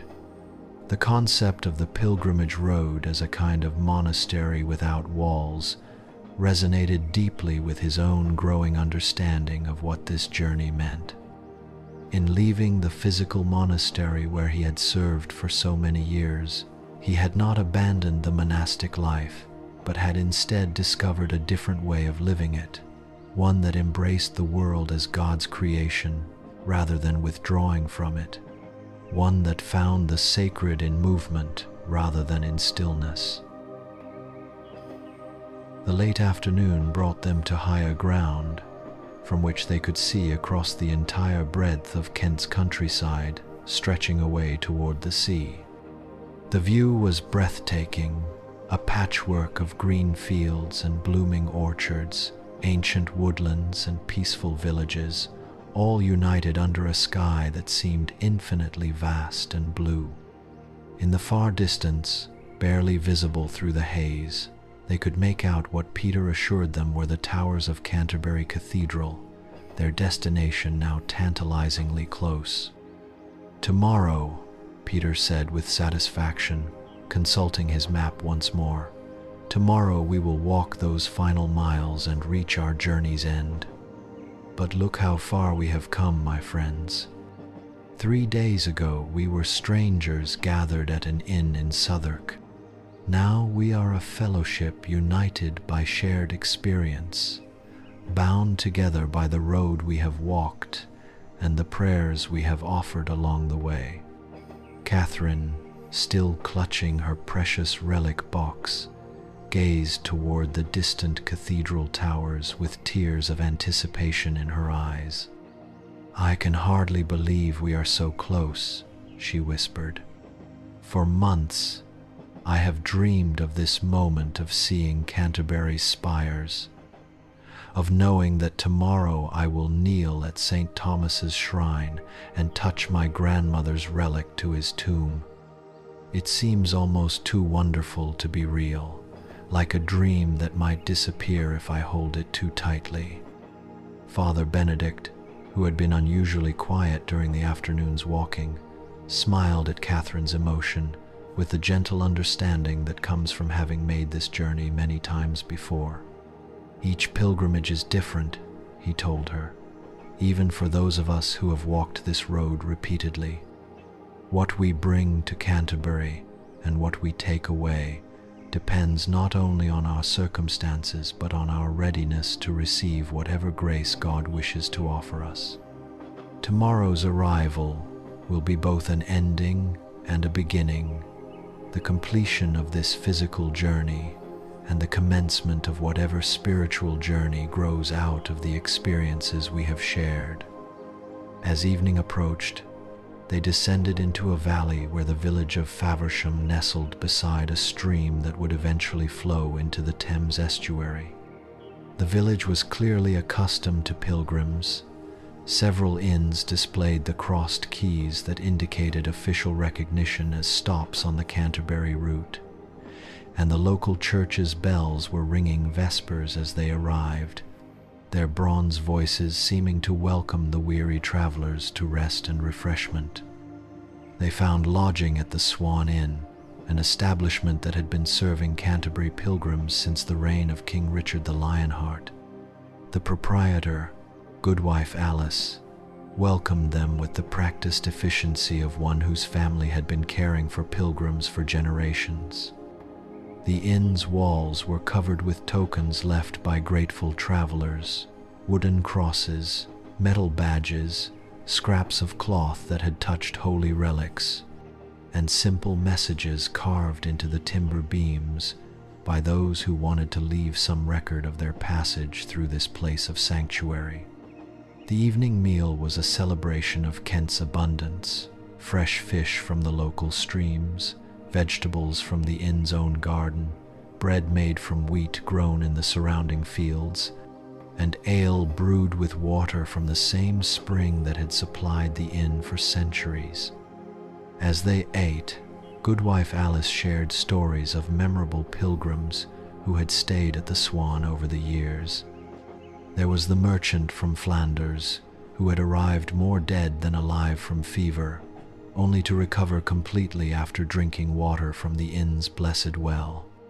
There was the young mother who had given birth to her child in the inn's best room during a spring storm, and who had named the boy Thomas in honor of the saint to whose shrine she had been journeying. "But the pilgrims I remember most fondly," Goodwife Alice concluded, "are not those whose stories are dramatic, but those who remind me why the pilgrimage road exists at all. The quiet ones who arrive weary and leave renewed, the grieving ones who find comfort in the companionship of fellow travelers, the seekers who discover that what they were looking for was present all along in their willingness to make the journey. Tomorrow, you will reach Canterbury and complete your pilgrimage, but tonight, here in this place that has welcomed pilgrims for centuries, you are already blessed." After supper, several of the pilgrims chose to attend evening prayers at the village church, which had been serving the spiritual needs of Canterbury pilgrims since the 12th century. The church was small but beautiful, its Norman arches and Saxon foundations bearing witness to the long continuity of Christian worship in this place. Inside, they found a small congregation of local villagers who welcomed the pilgrims with the warmth that comes from understanding the sacred nature of their journey. The evening prayers took on a special poignancy for Thomas, knowing that this would be their last night as pilgrims in transit, their last evening of anticipation before reaching their destination. As he knelt in the small church, listening to the familiar words of Vespers and watching the candlelight flicker on the ancient stones, he felt a deep gratitude for the journey that had brought him to this moment. The pilgrimage had already given him more than he had dared to hope, for not only the companionship of fellow seekers and the beauty of God's creation, but a new understanding of how faith could be lived and expressed through movement, encounter, and service to others. When they returned to the Swan Inn, the common room had settled into the peaceful atmosphere that marks the end of a day well spent. Other pilgrims sat at the wooden tables, some talking quietly, others writing in journals or prayer books, still others simply gazing into the fire and contemplating the experiences that had brought them to this threshold moment. The air was filled with the comfortable sounds of tired but satisfied travelers, the soft murmur of conversation, the scratch of quill pens on parchment, the occasional crackle from the hearth where apple wood burned with a sweet, homely fragrance. Thomas found himself drawn to a quiet corner where Margaret sat with her own small prayer book, her lips moving silently as she read the evening prayers she had recited every night since her husband's death. The candlelight caught the silver threads in her graying hair and illuminated the peaceful expression that had gradually replaced the lines of grief that had marked her face when they first met at the Tabard Inn. The pilgrimage had indeed been working its healing magic on her wounded heart, just as it had been transforming each of them in its own mysterious way. "Margaret," Thomas said softly, not wanting to disturb her prayers but feeling cold to share his thoughts with this woman who had become such a dear companion on the journey. "Tomorrow we reach Canterbury, and I find myself wondering if we will remain the same fellowship we have become, or if arriving at our destination will somehow change the bonds that have formed between us." She looked up from her prayer book with a smile that held both sadness and joy, the complex expression of one who has learned that all earthly things are temporary, but that this temporality makes them more precious rather than less. "Dear brother Thomas, I have been thinking the same thing as I sat here with my prayers. This journey has given me something I did not expect to find again after William's death: the joy of true friendship, the blessing of being understood and accepted by kindred spirits. Whether we remain in contact after tomorrow or not, the fellowship we have shared on this road has already changed me in ways that will last the rest of my life." Their conversation was joined by Edmund, who approached with the slightly hesitant manner of a man more accustomed to the direct communication of military life than the subtle exchanges of spiritual friendship. "I hope you will forgive the intrusion," he said, settling carefully into a chair near their table, "but I could not help overhearing, and I find myself wrestling with similar thoughts. In all my years of warfare, I learned to value the bonds forged between soldiers who face danger together. But this pilgrimage has shown me a different kind of brotherhood, one based not on shared danger, but on shared seeking. I believe it may be even stronger than the ties that bind men who have faced death together in battle." Peter, who had been writing detailed notes about their journey for future reference, looked up from his manuscripts with scholarly enthusiasm. "What you describe aligns perfectly with what I have read in the accounts of previous pilgrims," he said, joining their impromptu gathering. The great pilgrim chroniclers write again and again about the unique bonds that form on the sacred roads, connections that seem to transcend normal social boundaries and create what they call a temporary monastery of the presence. Road. It appears that when people unite around a sacred purpose, they discover dimensions of human fellowship that are rarely available in ordinary life. Catherine, still holding her precious relic box even in the relaxed atmosphere of the inn's common room, nodded thoughtfully as she listened to their conversation. My grandmother always told me that pilgrimage changes not just the individual pilgrim, but the relationships between pilgrims, she said in her soft, clear voice. She said that when people walk together towards something holy, they see each other more clearly, not just the social roles they play in ordinary life, but the souls beneath those roles. Perhaps that is why this fellowship feels so precious to us. We have learned to see each other as God sees us, with love and without judgment. John and Mary, the blacksmith and his wife, had been listening from their table nearby, and now John approached with the straightforward manner that had endeared him to all the pilgrims. "If I may add a working man's perspective," he said with a gentle smile, "what strikes me most about our fellowship is how naturally it formed. In my trade, I must work hard to build trust with customers and suppliers. It takes time and many transactions before real trust develops. But on this pilgrimage, trust formed almost immediately, as if the very act of walking together toward a sacred place created a bond that normal social interaction takes months to build." Mary nodded in agreement, her motherly instincts having made her something of the group's caretaker during their journey. "I think it is because pilgrimage strips away our pretenses," she observed with the wisdom of one who had raised children and managed a household for many years. When you are walking long distances with the same people day after day, when you are all equally tired and equally dependent on each other's kindness, when you are all seeking the same thing, it becomes impossible to maintain the artificial barriers that separate us in ordinary life. We see each other as we really are, and we find that we are all more alike than different. Young William, who had been quietly listening to the adult conversation with the intense attention that marked him as someone destined for wisdom beyond his years, finally spoke up with the clarity that sometimes comes from youth's freedom from conventional thinking.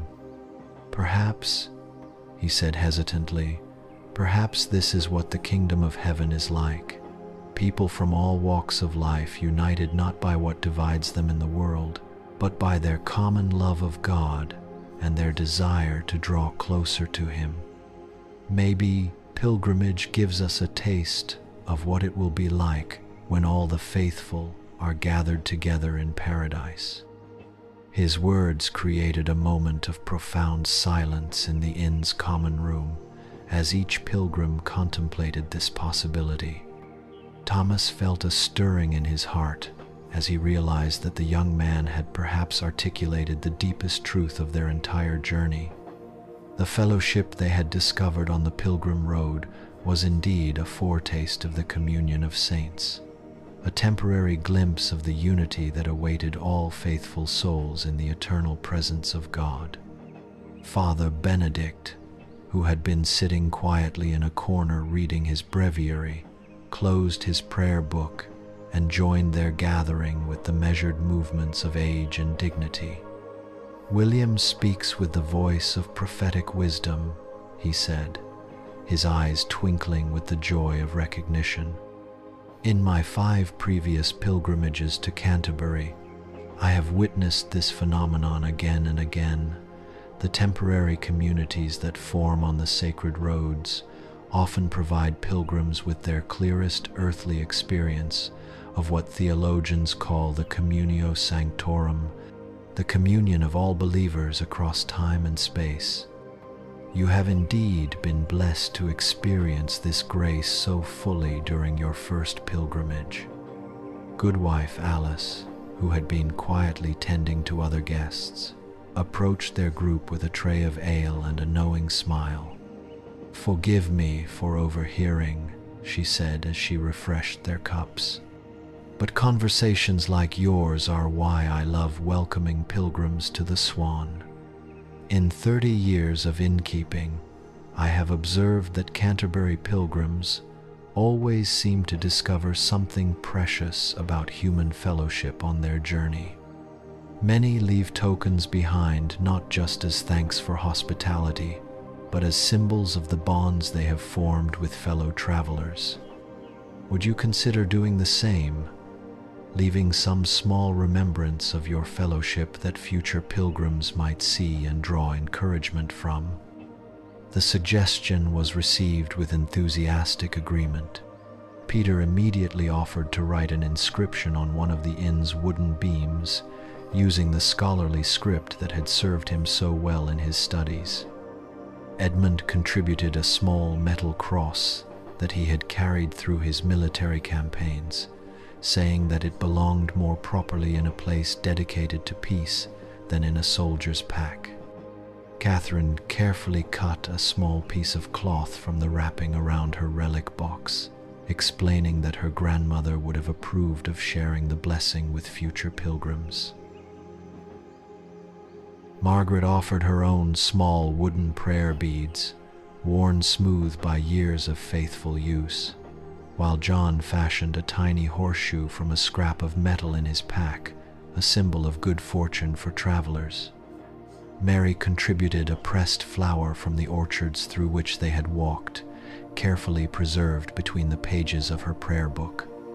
William, with the creativity of youth, carved their group's initials into a small piece of wood, surrounding them with a cross to indicate the sacred nature of their journey.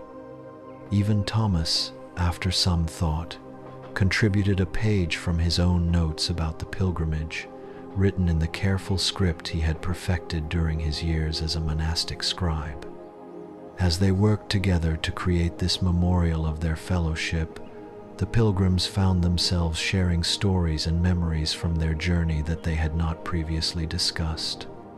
Margaret spoke of how the sight of blooming orchards had reminded her of the garden she and William had tended together, but how the memory no longer brought only pain, it now carried joy as well. Edmund told of moments during their walking when he had felt a peace deeper than any he had known since returning from the Crusades, a peace that made him hopeful about finding a new purpose in life beyond warfare. Catherine shared her growing understanding that pilgrimage was not just about reaching a destination, but about the person one became along the way. Peter spoke of how the journey had taught him that scholarly knowledge was most valuable when it was seasoned with practical wisdom and genuine human fellowship. John and Mary reflected on how the pilgrimage had deepened their appreciation for the simple blessings of family, health, and meaningful work. William expressed his gratitude for being included as an equal member of their adult fellowship despite his youth. Thomas found himself deeply moved by these testimonies, recognizing in them the fruits of the spiritual transformation that the pilgrimage road had been working in each of them. "My dear friends," he said as they finished their memorial project, "I came on this pilgrimage believing that its primary purpose was to reach Canterbury and pray at Saint Thomas Becket's shrine. But now I understand that the shrine is only the culmination of a process of grace that began the moment we set foot on the pilgrim road. Each of you has been an instrument of God's love in my life, and I pray that our friendship will continue to bear fruit long after we have completed our journey." Father Benedict, serving as the natural spiritual guide for their group, suggested that they conclude their evening with a prayer together, not the formal prayers of church liturgy, but a spontaneous expression of gratitude for the blessings they had shared. They joined hands around their table, creating a circle that symbolized both the completion of their journey's spiritual arc and the eternal nature of the bonds they had formed. "Heavenly Father," Father Benedict began, his voice carrying the authority of long service and deep faith, "we thank you for the gift of this pilgrimage and for the fellowship that has been its greatest blessing. Tomorrow we will reach Canterbury and kneel at the shrine of your martyr Thomas Becket, but tonight we recognize that you have already answered our prayers in ways we did not expect. Through the love and wisdom of these companions, you have shown us glimpses of your kingdom on earth. Grant that we may carry this love back into our ordinary lives, and that the bonds forged on this sacred road may continue to serve your greater glory." Each pilgrim added their own words to the prayer, creating a tapestry of gratitude and petition that rose from their table like incense. Margaret prayed for continued healing from grief and for the ability to honor her husband's memory through service to others. Edmund asked for guidance in finding peaceful ways to use the skills that warfare had taught him. Catherine requested wisdom in carrying forward her grandmother's legacy of faith. Peter sought the grace to use his learning in service of both truth and love. John and Mary asked for continued blessing on their family and their work. William prayed for the courage to follow whatever calling God might reveal to him as he matured. When the prayer circle finally concluded, the pilgrims remained around their table for a few more minutes, reluctant to break the spell of fellowship that had made their last evening together so precious. The fire in the hearth had burned low, casting long shadows across the inn's common room and giving their gathering an intimate, sacred quality that none of them wanted to lose. Outside, the night was quiet except for the gentle sound of the stream that flowed past Faversham toward the sea, its waters carrying the same peace that filled their hearts. Eventually, the practical necessities of rest and preparation for their final day's walk drew them toward their beds. But as they climbed the narrow stairs to their rooms, Thomas felt that something fundamental had shifted in his understanding of what pilgrimage meant. It was not simply a physical journey to a holy place, nor even primarily a personal quest for spiritual advancement. It was an opportunity to experience the love of God made manifest through human fellowship, a chance to live temporarily in the kind of community that reflected divine love more clearly than most earthly institutions ever managed to achieve. In his small room under the eaves, Thomas prepared for sleep with a heart full of gratitude and anticipation. Tomorrow would bring the culmination of their physical journey, the moment they had all been walking towards since leaving the Tabard Inn 4 days earlier. But tonight, he was content to rest in the knowledge that the pilgrimage had already accomplished its most important work, not in any single dramatic revelation, but in the gradual transformation of a group of strangers into a fellowship united by shared purpose and mutual love. As he knelt for his final evening prayers on the pilgrim road, Thomas looked back over the 3 days of walking that had brought him to this threshold moment. Each day had brought its own gifts: the first day's joy of departure and discovery, the second day's deeper appreciation for the ancient traditions and sacred places that connected him to centuries of faithful pilgrims, and now this third day's recognition that the most profound grace often comes not in solitary contemplation, but in the bonds formed with fellow seekers. "Dear Lord," he whispered into the darkness of his small room, "tomorrow we reach Canterbury and complete the physical journey you called me to undertake. but I understand now that you have been teaching me all along the way about your love, about human fellowship, about the many forms that sacred community can take. When I return to my monastery, I will carry these lessons with me, and I pray that they will make me a better servant of your kingdom and a more loving brother to all who seek you. Outside his window, the night sky stretched vast and star-filled over the Garden of England, its ancient light blessing the sleep of pilgrims who had walked faithfully toward their sacred destination. And in the morning, those same stars would fade before the dawn that would illuminate their final day of walking, their last few miles on the road that had already transformed them more profoundly than any of them had imagined possible when they first set foot on the ancient stones of the Pilgrim Way. Dawn came gently to Faversham, painting the eastern sky in shades of rose and gold that seemed to promise a perfect day for the culmination of their pilgrimage. Thomas woke with a sense of profound anticipation unlike anything he had experienced in his years of monastic life. Today, they would walk the final miles to Canterbury Cathedral. Today, they would kneel at the shrine of Saint Thomas Becket. Today, their physical journey would reach its appointed end. Yet, as he lay in his narrow bed, listening to the village church bells marking the hour of prime, he felt that in many ways the real journey was just beginning, the inward pilgrimage that would continue long after they had returned to their ordinary lives.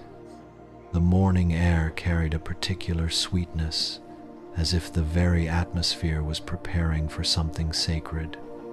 Through his small window, Thomas could see other pilgrims already stirring in the inn's courtyard, their excitement palpable even in their quiet conversations. Today was different from the previous mornings. Today carried the weight of completion, the joy of arrival, the solemnity of approaching one of Christianity's most sacred places. Even the birds seemed to sing with special enthusiasm, their songs rising like prayers of thanksgiving for the beautiful spring morning that would accompany the pilgrims on their final approach to Canterbury. In the beds nearby, his companions were waking with the same sense of momentous anticipation. Edmund sat up immediately, his soldier's training evident in the way he was instantly alert and ready for action, but his face held a peace that Thomas had not seen there during their first days together. Peter was already consulting his precious map, tracing with his finger the final portion of their route, his scholarly excitement evident in the way he handled the precious parchment. Young William stretched and yawned, but his eyes held the bright anticipation of youth facing a day of significant achievement. "Can you feel it, brothers?" Edmund asked quietly, his voice carrying wonder rather than his usual military precision. "There is something in the very air this morning, a sense that we are approaching something truly holy. In all my travels, in all my campaigns, I have never felt anything quite like this anticipation. It is as if Canterbury itself is calling to us, drawing us forward with invisible threads of grace." Thomas nodded, understanding exactly what Edmund meant. "I believe that sacred places do indeed call to pilgrims," he replied, rising to begin his morning prayers. "Just as we have been walking toward Canterbury, perhaps Canterbury has been reaching out to us, preparing to receive us, getting ready to offer us whatever grace God intends us to find there. The Martyr's Shrine has been the destination of millions of pilgrims over the centuries. Perhaps it carries something of all their faith and longing, something that reaches out to welcome new pilgrims into that great communion of seekers." Downstairs, the Swan Inn was bustling with activity as Goodwife Alice prepared a special farewell breakfast for the Canterbury pilgrims. The common room was filled with the aromas of fresh bread, eggs, and the herbs that Alice had been drying from her garden all winter. But more than the physical nourishment, the inn provided something even more precious: the warmth of a community that understood and honored the sacred journey the pilgrims were completing. Their fellowship gathered around their familiar table for what would be their last meal together as pilgrims in transit. Margaret looked radiant this morning, her face glowing with the kind of peace that comes from prayers answered in ways one never expected. Catherine clutched her relic box with hands that trembled slightly, not from fear, but from the overwhelming anticipation of fulfilling the promise she had made to her grandmother's memory. John and Mary sat with their son between them, their family unit somehow strengthened and blessed by the shared experience of pilgrimage. Father Benedict, making his 6th journey to Canterbury, observed the excitement of his companions with the gentle smile of one who had learned that each pilgrimage was unique, each arrival at the shrine a different experience, even for seasoned pilgrims. "This morning reminds me of Christmas morning when I was a child," he said, his eyes twinkling with remembered joy. "The same sense of something wonderful about to unfold, the same difficulty in believing that the moment we have been anticipating is actually at hand. But unlike childhood Christmas mornings, which sometimes brought disappointment when the reality did not match the anticipation, I have never known a pilgrim to be disappointed by Canterbury. The shrine gives each visitor exactly what they need, though not always what they expect." As they shared their breakfast, other pilgrims in the inn began joining their conversation, creating an atmosphere of fellowship that extended beyond their original group. An elderly couple from Gloucester spoke of their gratitude for healing received at Saint Thomas's shrine 20 years earlier, and their desire to return in thanksgiving. A young priest from Ireland told of his hope to celebrate his first Mass at the Martyr's Altar. A merchant from Bruges shared his plans to light a candle for his deceased business partner, whose honesty and faith had been an inspiration to all who knew him. These stories filled the inn's common room with the accumulated faith and hope of centuries of pilgrimage. Thomas felt himself becoming part of something much larger than his individual journey, part of a great procession of seekers that stretched back through time to the very first pilgrims who had come to honor Thomas Becket's memory, and forward into the future to pilgrims yet unborn who would continue to seek the saints' intercession. The communion of saints was not just a theological concept, but a living reality that he could feel in the shared anticipation of all these faithful travelers. Goodwife Alice moved among the pilgrims with a special grace this morning, knowing that she was providing them with their final meal before reaching their sacred destination. "May Saint Thomas receive you with joy," she said to each pilgrim as she served them, "and may your prayers be answered according to God's perfect will. Remember that Canterbury Cathedral is not just the end of your journey, but a new beginning. You will return to your homes as different people than those who set out, and your communities will be blessed by the grace you carry back to them." As they prepared to leave the Swan Inn, Alice blessed them one final time, her words carrying the authority of one whose family had been serving pilgrims for generations. "You carry with you the prayers of all who have welcomed you along this sacred road," she said, making the sign of the cross over each traveler.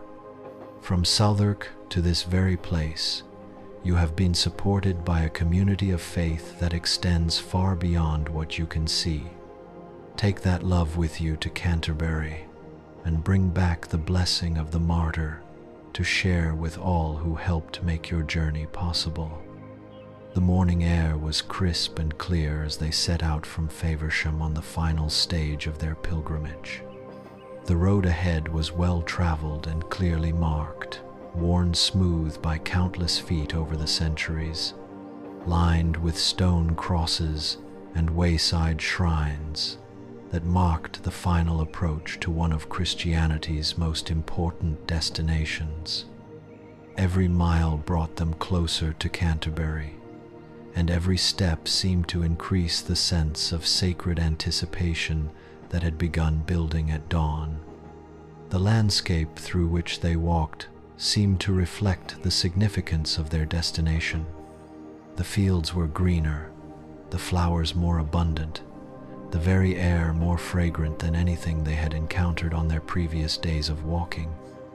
Ancient churches stood at regular intervals along the route, their bells ringing in sequence as the pilgrims passed, creating a musical procession that accompanied them toward Canterbury.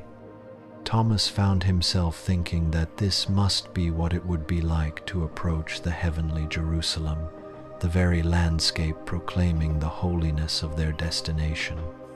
Other groups of pilgrims joined them along the way, creating a growing procession that stretched both ahead and behind them on the ancient road.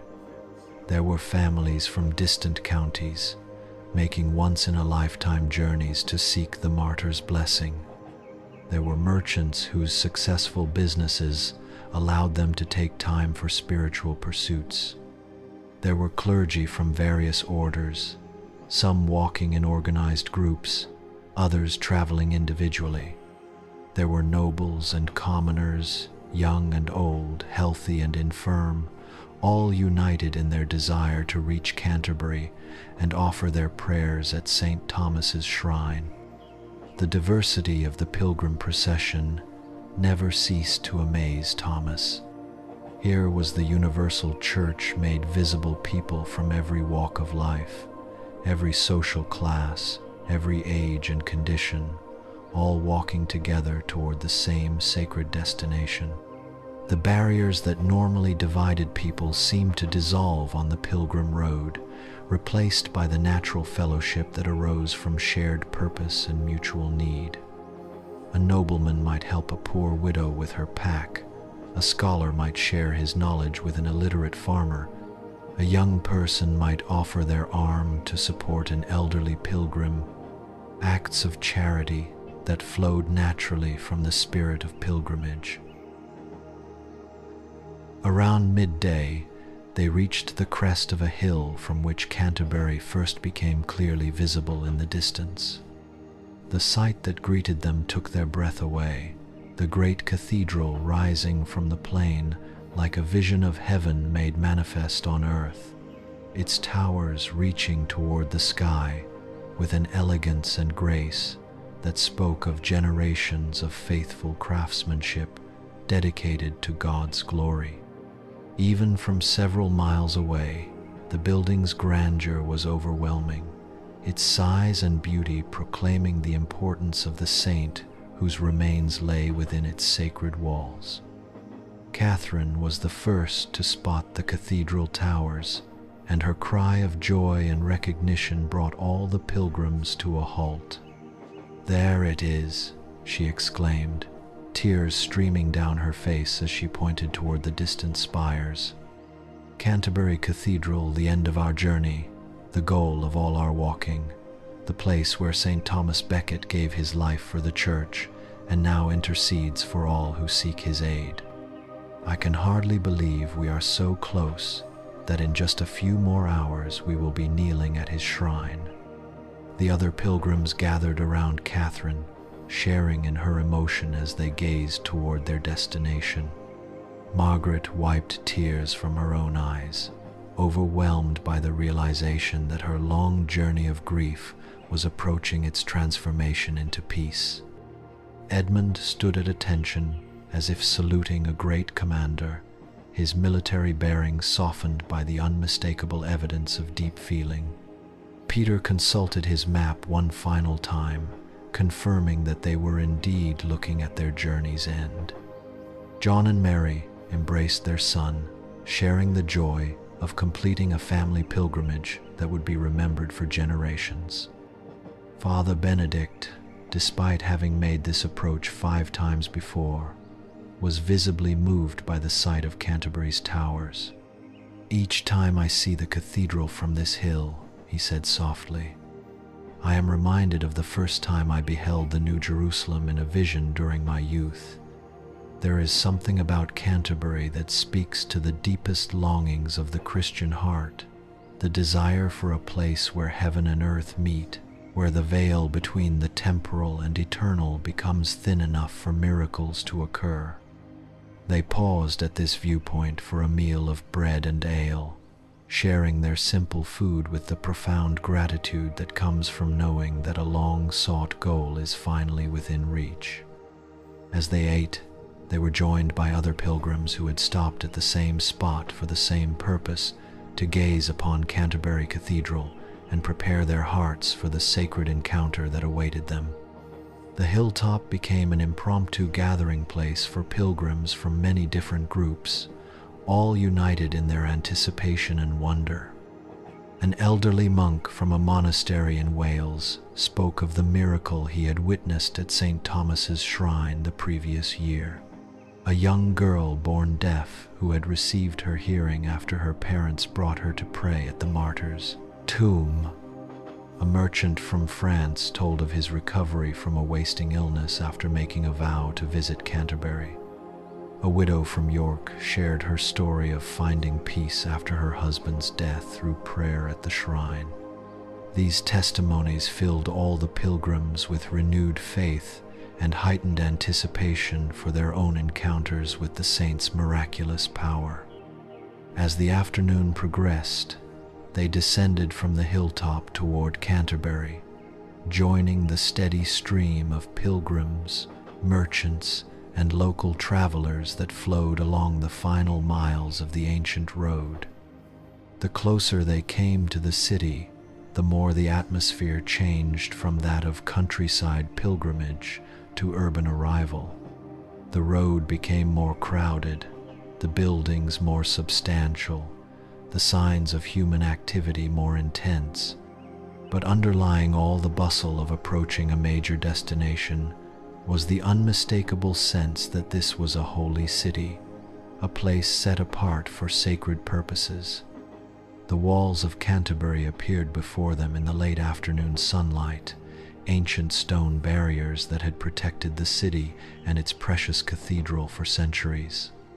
The gates were crowded with pilgrims seeking entry, and Thomas could see guards who were clearly accustomed to processing the constant stream of religious visitors.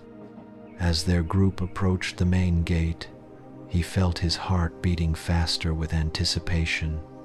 They were so close now to their destination that he could almost feel the presence of Saint Thomas beckoning them forward. The guards at the gate recognized them immediately as Canterbury pilgrims and waved them through with the practiced efficiency of those who had welcomed countless such groups over the years. "Welcome to Canterbury, pilgrims," one of the guards called out as they passed through the ancient stone archway. "May Saint Thomas grant you all that you seek at his blessed shrine. The cathedral is straight ahead, you cannot miss it, and vespers will be sung in 1 hour if you wish to join the evening prayers." Inside the city walls, Canterbury revealed itself as a place entirely dedicated to serving pilgrims and supporting the cathedral that was its heart and reason for existence. The streets were lined with inns, shops selling religious articles, stalls offering food and drink to travelers, and hospices for pilgrims who could not afford commercial accommodation. But despite the commercial activity, there was an unmistakable atmosphere of reverence that marked Canterbury as different from ordinary cities, a sense that all the business and bustle was ultimately in service of something sacred. As they made their way through the crowded streets toward the cathedral, Thomas found himself overwhelmed by the realization that he was finally here in the holy city that had been the goal of his pilgrimage from the moment he first felt called to leave his monastery. Every step brought him closer to Saint Thomas Becket's shrine. Every turn revealed new glimpses of the great cathedral that housed the martyr's remains. The anticipation that had been building for 4 days was now so intense that he could barely contain his emotions. The cathedral precinct opened before them like a vision of paradise. The great church rose from carefully tended grounds, its Gothic arches and flying buttresses creating patterns of light and shadow that seemed to dance in the afternoon sun. The building was even more magnificent than it had appeared from a distance, vast, elegant, and somehow alive with the presence of centuries of prayer and pilgrimage. Pilgrims moved across the cathedral grounds with the purposeful reverence of those approaching something truly holy, their faces reflecting the same mixture of awe and anticipation that Thomas felt in his own heart. "My dear friends," Father Benedict said as they paused at the edge of the cathedral precinct, "we have walked 4 days to reach this moment. In a few minutes, we will enter Canterbury Cathedral and kneel at the shrine of Saint Thomas Becket. But before we do, let us take a moment to prepare our hearts for what we are about to experience. This is one of the most sacred places in the Christian world, sanctified not only by the martyr's death, but by the faith of countless pilgrims who have come here seeking God's grace. Whatever you hope to find at the shrine, trust that Saint Thomas will intercede for you according to God's perfect will." They joined hands in a final circle of fellowship, pilgrims who had become family through their shared journey, seekers who had supported each other through 4 days of walking toward this sacred destination. Each one offered a silent prayer of thanksgiving for the journey completed and anticipation for the grace about to be received. The moment held all the tenderness of farewell and all the excitement of arrival, all the satisfaction of pilgrimage accomplished, and all the hope of prayers about to be answered. "Heavenly Father," Father Benedict prayed aloud, his voice carrying across the cathedral precinct, "we stand at the threshold of our journey's end, grateful for your guidance along the way and hopeful for your blessing at its completion. We come not as strangers to your house, but as pilgrims united by faith and bound together by the love you have shown us through each other. Receive us now into the sanctuary of Saint Thomas Becket and grant that our prayers may be acceptable in your sight."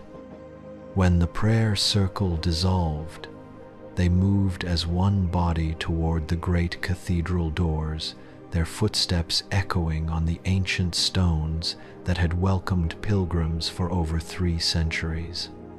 The massive wooden doors stood open, revealing glimpses of the sacred interior that had been their destination since the moment they set foot on the pilgrim road in Southwark. Light streamed through the doorway, not just the natural light of afternoon, but something that seemed to carry with it the accumulated prayers and faith of all who had entered this holy place before them. As they crossed the threshold into Canterbury Cathedral, Thomas felt a transformation that was both physical and spiritual. The noise and bustle of the city faded behind them, replaced by the profound silence that marks truly sacred spaces. The interior of the cathedral was breathtaking, soaring arches that seemed to lift the very soul toward heaven, stained glass windows that painted the ancient stones in jeweled colors, an atmosphere of peace so deep that it felt like stepping into the presence of God himself. The nave stretched before them like a pathway to paradise, its length emphasizing the journey aspect of pilgrimage even within the church itself. Other pilgrims moved quietly through the sacred space, some kneeling in prayer at side altars, others gazing in wonder at the architectural marvels that surrounded them, still others making their way toward the shrine that was the cathedral's greatest treasure.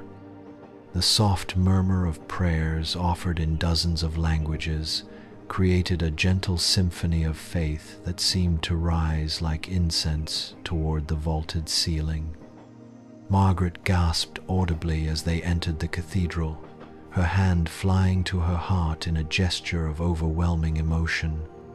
"It is more beautiful than any earthly place has a right to be," she whispered, tears flowing freely down her cheeks. "If heaven itself is more glorious than this, then our hearts will surely burst with joy when we see it. But for now, this sacred space is paradise enough for any mortal soul to bear." Catherine clutched her relic box tighter, as if the proximity to Saint Thomas's shrine had intensified its sacred power. "I can feel him," she said softly, her voice filled with wonder. "I can feel Saint Thomas's presence here, welcoming us, preparing to receive our prayers and carry them to the throne of God. My grandmother was right. This place is where earth and heaven touch, where the impossible becomes possible through faith." They made their way slowly through the nave, pausing frequently to absorb the cathedral's overwhelming beauty and to offer prayers at the various chapels and altars they encountered. Each stopping place revealed new wonders, ancient tombs of bishops and saints, side chapels dedicated to various aspects of Christian devotion, artwork that spoke of centuries of faith and craftsmanship dedicated to God's glory. The cathedral was not just a building but a living prayer, every stone and timber offered in praise of the Almighty. As they approached the area where Saint Thomas Becket's shrine was located, the atmosphere grew even more sacred and intense. This was the heart of the cathedral, the reason for its existence, the destination of countless pilgrims over the centuries. The shrine itself was a masterwork of medieval artistry, gold and precious stones arranged in patterns that caught and reflected light in ways that seemed almost supernatural. But more than its physical beauty, the shrine radiated the accumulated faith of all who had prayed there before, creating an atmosphere of holiness that was almost tangible. Around the shrine, pilgrims from all over Europe and beyond knelt in prayer, their voices joining in a constant stream of petitions and thanksgivings that rose like incense before the martyr's relics. Thomas could see faces marked by hope, by desperation, by gratitude, by faith, the full range of human need and divine response that had made Canterbury one of Christianity's most important pilgrimage destinations. Some pilgrims wept as they prayed, others smiled with peaceful contentment, still others maintained the intense concentration of those engaged in the most important conversation of their lives. When their turn came to approach the shrine directly, Thomas felt his legs trembling with the magnitude of the moment. This was what he had walked 4 days to experience, this opportunity to kneel where Saint Thomas Becket's remains lay, to offer his prayers directly to the martyr who had died for the Church, to seek the intercession of one who had proven his love for God with his very life. As he knelt on the worn stones before the shrine, stones polished smooth by countless pilgrims' knees over the centuries, he felt connected not only to the saint but to all who had prayed in this spot before him.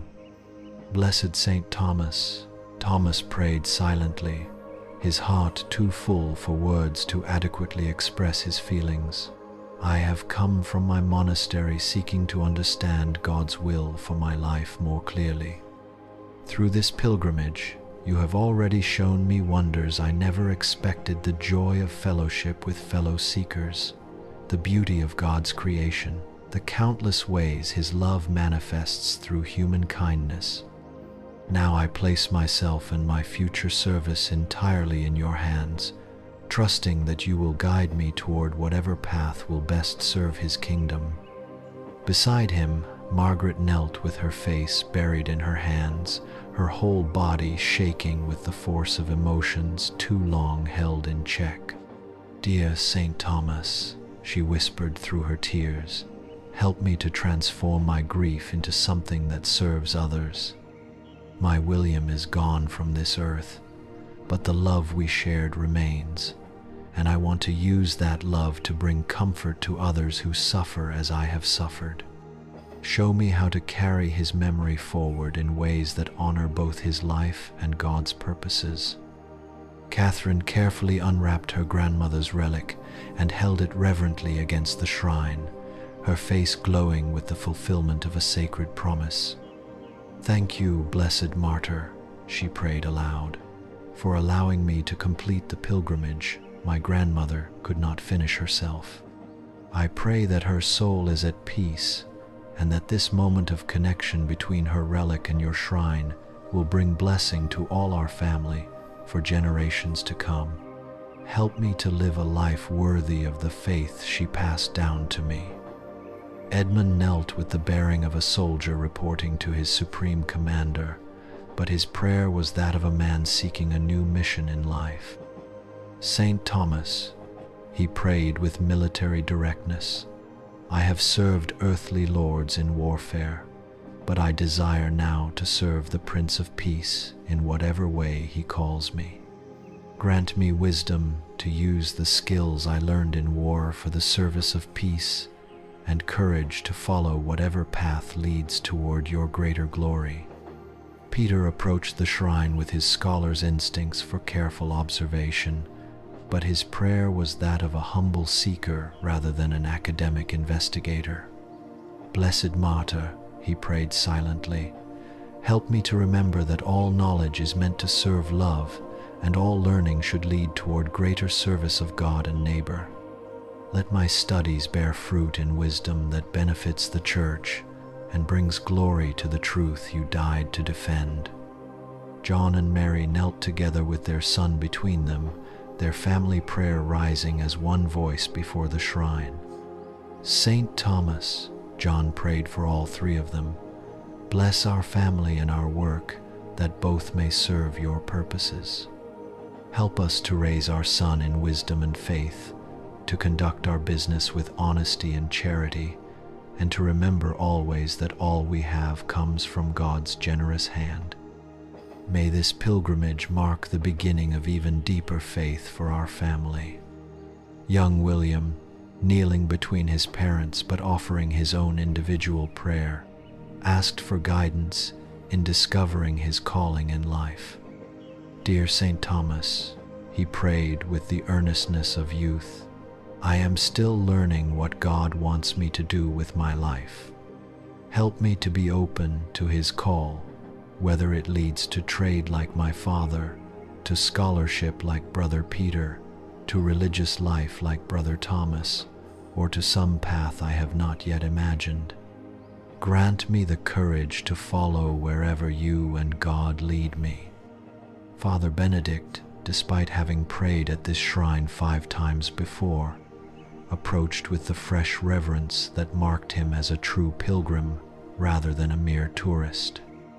"Blessed Thomas," he prayed with the wisdom of experience, "I come once again seeking your intercession, not for myself alone, but for all the faithful souls I have been called to serve. Grant me continued strength for ministry, wisdom for guidance, and love for all who seek God through my poor efforts at pastoral care. May this pilgrimage renew my commitment to serve the Church you died to defend." As they knelt together before Saint Thomas Becket's shrine, the pilgrims experienced a sense of profound completion, not just of their physical journey, but of a spiritual transformation that had been occurring throughout their 4 days on the road. The fellowship they had discovered, the wisdom they had gained, the beauty they had witnessed, and now this moment of direct connection with one of Christianity's greatest martyrs, all of it combined to create an experience of grace that would remain with them for the rest of their lives. The shrine itself seemed to pulse with an otherworldly light as the afternoon sun streamed through the cathedral's stained glass windows, casting jeweled patterns on the ancient stones and creating an atmosphere that was both intimately personal and universally sacred. Thomas felt as if time had stopped, as if this moment of prayer and communion extended beyond the ordinary boundaries of past, present, and future to touch something eternal.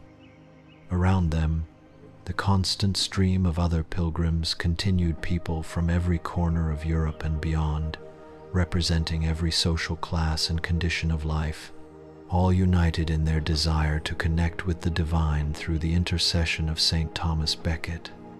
The diversity of languages, costumes, and customs created a living demonstration of the universal church, the communion of all believers that transcended earthly boundaries and divisions. When they finally rose from their prayers at the shrine, each pilgrim carried with them a sense of having been profoundly blessed, of having encountered something that went beyond ordinary religious experience. They moved slowly away from the immediate area of the shrine, making room for other pilgrims while remaining within the cathedral to continue their prayers and thanksgiving. The great church offered countless opportunities for further devotion. Side chapels dedicated to various saints, altars where special masses were celebrated, quiet corners perfect for continued contemplation. Margaret found herself drawn to a side chapel dedicated to the Virgin Mary, where she knelt to offer special prayers for all wives who had lost their husbands. Catherine lit a candle at an altar dedicated to Saint Bridget, honoring her grandmother's particular devotion to the Irish saint. Edmund spent time in contemplation before a tomb marking the grave of a knight who had died on crusade, but had found peace in his final years through service to the church. Peter examined the cathedral's library and scriptorium, marveling at the manuscripts that preserved the wisdom of centuries. John and Mary, with their son, explored the cathedral's architecture with the appreciation of craftsfolk for the skill of their medieval predecessors. Father Benedict joined the cathedral clergy for Vespers, adding his voice to the ancient prayers that had been offered in this sacred space for centuries. Thomas found himself drawn to the spot where Saint Thomas Becket had actually been murdered, now marked by a simple stone that bore the words Thomas Becket, Archbishop, Saint, and Martyr. Died here 29 December 1170.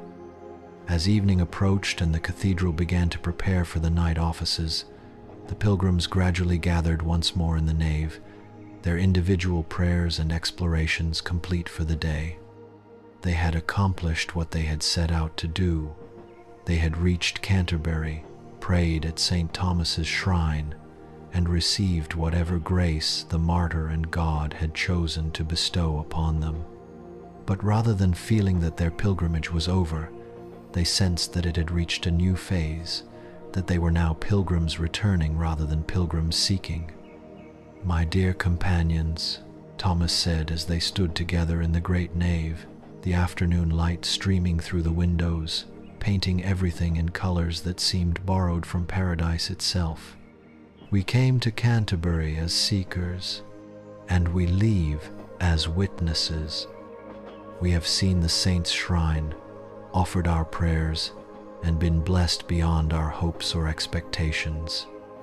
But now we must carry this blessing back to our ordinary lives, sharing what we have received with all who need to hear of God's love and mercy."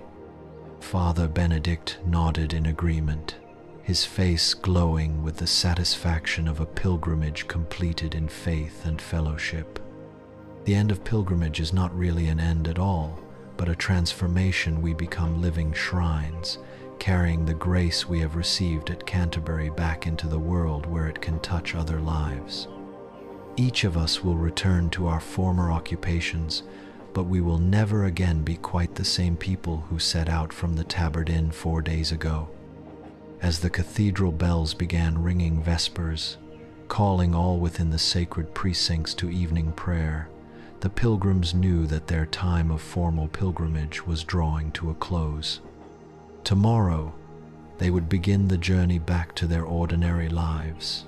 Thomas to his monastery, Margaret to her widowhood, transformed by grace, Catherine to her family carrying the blessing of a promise fulfilled, Edmund to whatever new path God would reveal for his skills and experience, Peter to his studies enriched by practical wisdom, John and Mary and William to their family business sanctified by shared pilgrimage, and Father Benedict to his pastoral duties renewed by grace. But tonight, they would spend their last evening together as pilgrims, sharing one final meal and reflecting on the transformation that 4 days on the sacred road had accomplished in their lives. They had walked 56 miles from Southwark to Canterbury, but they had traveled infinitely farther in their understanding of God's love, human fellowship, and their own capacity for faith. The pilgrimage had changed them all, and through them it would continue to work its transforming power in the lives of all those they would touch in the years ahead. The final dawn of their pilgrimage broke over Canterbury with a gentleness that seemed to acknowledge the sacred transformation that had occurred in the lives of the 8 travelers who had walked together from Southwark to this holy city. Thomas woke in the inn where they had spent their last night as active pilgrims, his heart already turning toward the journey home, but still glowing with the grace he had received at Saint Thomas Becket's shrine. Through the small window of his room, he could see the cathedral towers catching the morning light, their ancient stones bearing witness to another group of pilgrims whose lives had been forever changed by the mysterious alchemy of sacred journey. The night before, after leaving the cathedral, they had found lodging at the Pilgrim's Crown, an inn that specialized in caring for those who had just completed their devotions at the shrine and were preparing to return to their ordinary lives. The proprietor, Master William, was himself a former pilgrim who had been so transformed by his experience at Canterbury that he had dedicated his life to serving others, making the same sacred journey. His inn was more than mere accommodation. It was a place of transition where pilgrims could begin to process what they had experienced and prepare for the challenge of carrying their newfound grace back into the world. Over their final supper together, the pilgrims had shared their experiences at the shrine, each testimony adding to their collective understanding of what pilgrimage could accomplish in the life of faith. Margaret had spoken of feeling, for the first time since her husband's death, that her grief had been transformed into a deeper capacity for compassion. Catherine had described the overwhelming sense of completion she felt in fulfilling her grandmother's wish and connecting her family's relic to the martyr's shrine. Edmund had found clarity about his future path. He would return to his estates and establish a hospice for wounded soldiers, using his military experience to help others transition from warfare to peace. Peter had gained a new appreciation for the relationship between scholarly learning and lived experience, understanding now that wisdom required both intellectual rigor and practical engagement with the world. John and Mary spoke of how the pilgrimage had strengthened their marriage and their family bonds, creating memories and shared purposes that would sustain them for years to come. Young William had received what he described as a clear calling to study for the priesthood, inspired by the example of Saint Thomas Becket and the wisdom of Father Benedict. Father Benedict himself had found his commitment to pastoral ministry renewed and deepened, with a particular calling to encourage others to undertake their own pilgrimages when the time was right. Thomas's own experience at the shrine had been profound in its simplicity. As he knelt before the martyr's relics, he had felt a deep peace descend upon him, accompanied by a clear understanding that his monastic vocation was not meant to be lived in isolation from the world, but in service to those who sought God through pilgrimage and spiritual direction.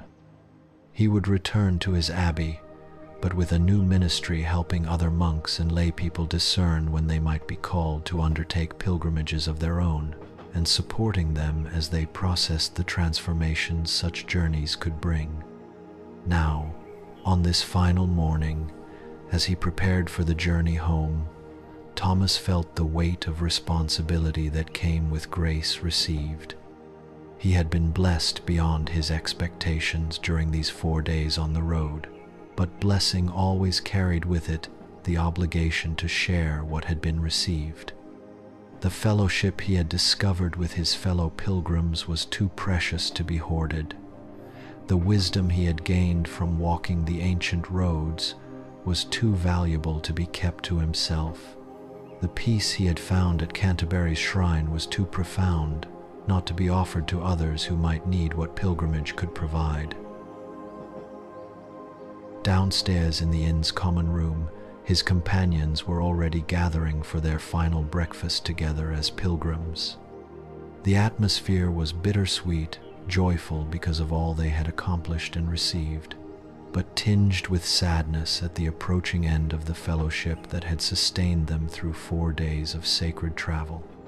Master William had prepared a feast worthy of the occasion: fresh bread, local honey, eggs from the inn's own chickens, and ale blessed by the cathedral's chaplain, a meal designed to strengthen them for their various journeys home while celebrating the completion of their pilgrimage. "My dear friends," Father Benedict said as they gathered around their familiar table for the last time, "this morning we begin what is in many ways the most challenging part of our pilgrimage, the journey back to ordinary life, carrying the extraordinary grace we have received. The easy part was walking to Canterbury together.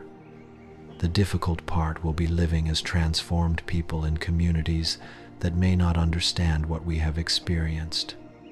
We must be patient with others and with ourselves as we learn how to integrate what we have discovered on the road with the daily realities of our normal lives." Margaret nodded thoughtfully, her face peaceful but thoughtful as she contemplated returning to York as a widow whose grief had been transformed into something approaching joy. "I find myself wondering how I will explain to my neighbors what has happened to me," she said softly. "They will expect me to return as the same grieving woman who left their community a week ago, but I am no longer that person.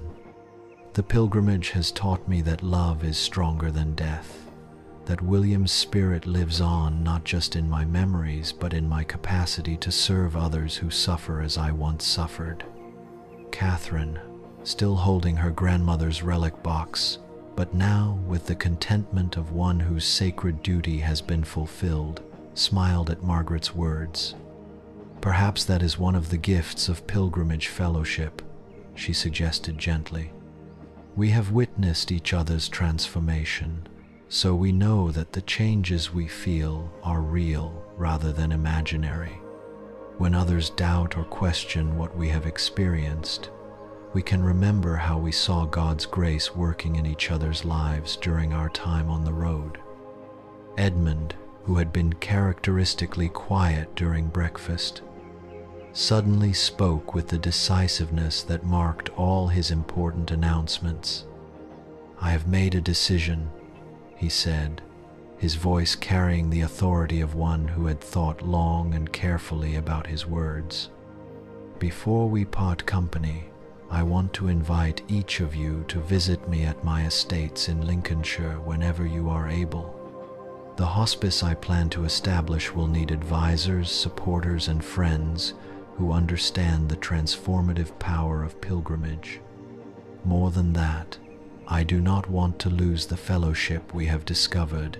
It is too precious to abandon just because our formal pilgrimage is ending." His invitation was received with enthusiasm by all the pilgrims. Peter immediately offered to help establish a library at the hospice, contributing books about healing, spiritual direction, and the history of pilgrimage. John and Mary promised to provide metalwork and other crafts needed for the hospice buildings, refusing any payment beyond the joy of supporting such a worthy cause. Thomas pledged to visit regularly to offer spiritual direction to the hospice residents and to help discern which of them might be called to undertake pilgrimages as part of their healing process. Father Benedict smiled at Edmund's proposal with the satisfaction of one who recognized divine providence at work. "You have discovered one of pilgrimage's greatest secrets," he told the former knight. "The fellowship formed on sacred journeys is not meant to end when the journey ends. It is meant to become the foundation for new forms of service and community. Your hospice will be more than a place of healing. It will be a center where the spirit of pilgrimage continues to work its transformative power long after individual journeys are completed." As they finished their final meal together, Master William joined their table with a special gift for each pilgrim, a small wooden cross carved from timber that had once been part of Canterbury Cathedral's original structure, blessed by the Archbishop himself and intended to serve as a tangible reminder of their pilgrimage experience. Each cross bore the pilgrim's name and the date of their visit to Saint Thomas's shrine, making it a personal relic of their sacred journey. These crosses are given only to pilgrims who have demonstrated genuine transformation during their time in Canterbury, Master William explained as he presented each gift with ceremonial care. They are not souvenirs or mementos, but sacramentals, sacred objects that carry within them something of the grace you have received at the martyr's shrine. When you hold these crosses in times of difficulty or doubt, remember the peace you found at Canterbury and the fellowship you discovered on the road, and let both sustain you in whatever challenges lie ahead. The time had come for farewells, and each pilgrim faced the moment with a mixture of gratitude for the journey completed and reluctance to break the bonds that had formed during their shared experience. Margaret was the first to take her leave, as her route back to York would take her by a different road from the others. She embraced each of her companions with tears of joy rather than sorrow, her face radiant with the transformation that 4 days of pilgrimage had accomplished in her wounded heart. "Thank you," she said to each pilgrim in turn, "for showing me that grief can be transformed into grace, that loss can become the foundation for new forms of love. I came on this pilgrimage seeking to honor William's memory, but I have discovered that the best way to honor those we have lost is to allow their love to live on through our service to others. When we meet again at Edmund's Hospice, I hope to share stories of how this pilgrimage has continued to bear fruit in my ordinary life back in York." Catherine was the next to depart, her family duties calling her back to her village by a route that would take her through different countryside from the others. As she prepared to leave, she carefully rewrapped her grandmother's relic, but now its wrapping included a small piece of cloth that had touched Saint Thomas's shrine, creating a physical connection between her family's treasured relic and the place of its ultimate blessing.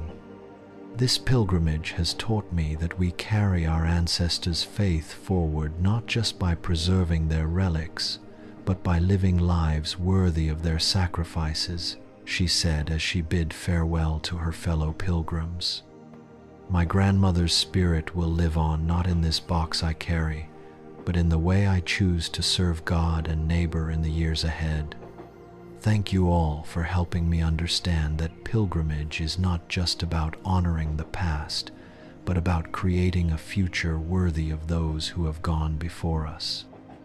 Peter and Edmund discovered that their routes home would coincide for the first day's travel, so they prepared to journey together at least as far as Rochester. Their intellectual and military backgrounds had seemed incompatible when they first met at the Tabard Inn, but pilgrimage had revealed the deep compatibility of their souls and their shared commitment to serving God through their different gifts. John, Mary, and William would travel together as a family back to their home village, their pilgrimage having strengthened their bonds and given them a shared experience that would influence their family life for generations.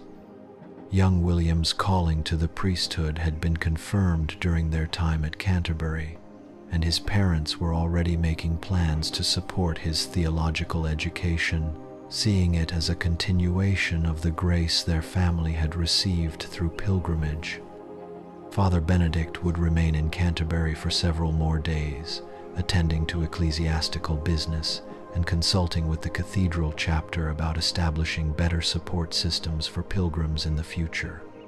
His sixth pilgrimage to Canterbury had convinced him that the church needed to do more to help pilgrims process and integrate their experiences, ensuring that the transformations begun on the road continued to bear fruit in ordinary life. This left Thomas with a choice about his own route home. He could return directly to his monastery by the fastest available road, resuming his former life as quickly as possible, or he could take a longer route that would allow him time to reflect on his pilgrimage experience and prepare for the new ministry he felt called to undertake. After consultation with Father Benedict, he chose the longer route, understanding that the transition from pilgrimage back to monastic life was itself a sacred journey that deserved careful attention. As the pilgrims prepared to scatter to their various destinations, they gathered one final time in the courtyard of the Pilgrim's Crown for a blessing and a promise to maintain their fellowship despite the miles that would soon separate them. Father Benedict offered the blessing, his words carrying the authority of one who had witnessed the transformative power of pilgrimage many times over the years. Almighty God, he prayed as they stood in a circle holding hands, you have blessed these your servants with a pilgrimage that has changed their hearts and renewed their commitment to serving your kingdom. As they return now to their ordinary lives, grant that the grace they have received at Canterbury may continue to work within them and through them for the benefit of all they encounter. Let the fellowship they have discovered on the road become a pattern for the communities they serve, and let the peace they have found at Saint Thomas's shrine sustain them through whatever challenges lie ahead. Each pilgrim added their own words to the prayer, creating a final tapestry of gratitude, petition, and commitment that rose like incense from the courtyard of the inn. When the prayer circle finally dissolved, they embraced each other with the tenderness of family members parting after a reunion, knowing that geography might separate them, but that the bonds forged on the pilgrim road would endure beyond any earthly distance. Thomas was the last to leave Canterbury, choosing to spend a few additional hours in the cathedral for private prayer and reflection before beginning his solitary journey home. As he knelt once more at Saint Thomas Becket's shrine, but now alone rather than surrounded by his fellow pilgrims, he felt the full weight of the transformation that had occurred in his understanding of his monastic vocation. Blessed Saint Thomas, he prayed silently, you have shown me through this pilgrimage that serving God is not about withdrawing from the world, but about engaging with it more deeply and lovingly. Help me to bring this understanding back to my monastery and to help others discover the transformative power of sacred journey when their time is right. Let the fellowship I have experienced become a model for the kind of community you desire your church to be. When he finally rose from his prayers and left Canterbury Cathedral for the last time as a pilgrim, Thomas carried with him not only his small wooden cross and his memories of 4 extraordinary days, but a new vision of what monastic life could be when it was lived in service to the universal church rather than in isolation from it. The road ahead was long, both the physical road back to his abbey and the spiritual road toward implementing his new understanding of his vocation. But he walked it with confidence, knowing that the grace received on pilgrimage would sustain him through whatever challenges lay ahead.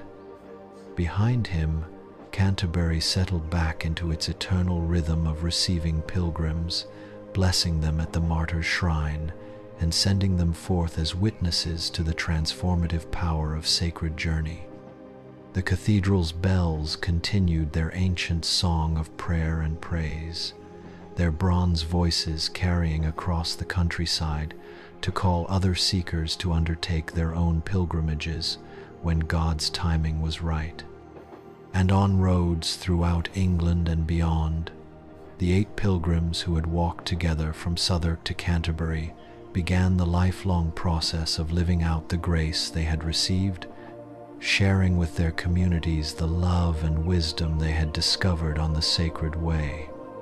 The pilgrimage was ended, but its work would continue for as long as any of them lived, and beyond that through all the lives they would touch with the grace they had received. For this is the true miracle of pilgrimage, not that it brings seekers to holy places, but that it sends them forth as living shrines, carrying the sacred into the ordinary world and transforming both through the mysterious alchemy of love made manifest in human fellowship and divine grace.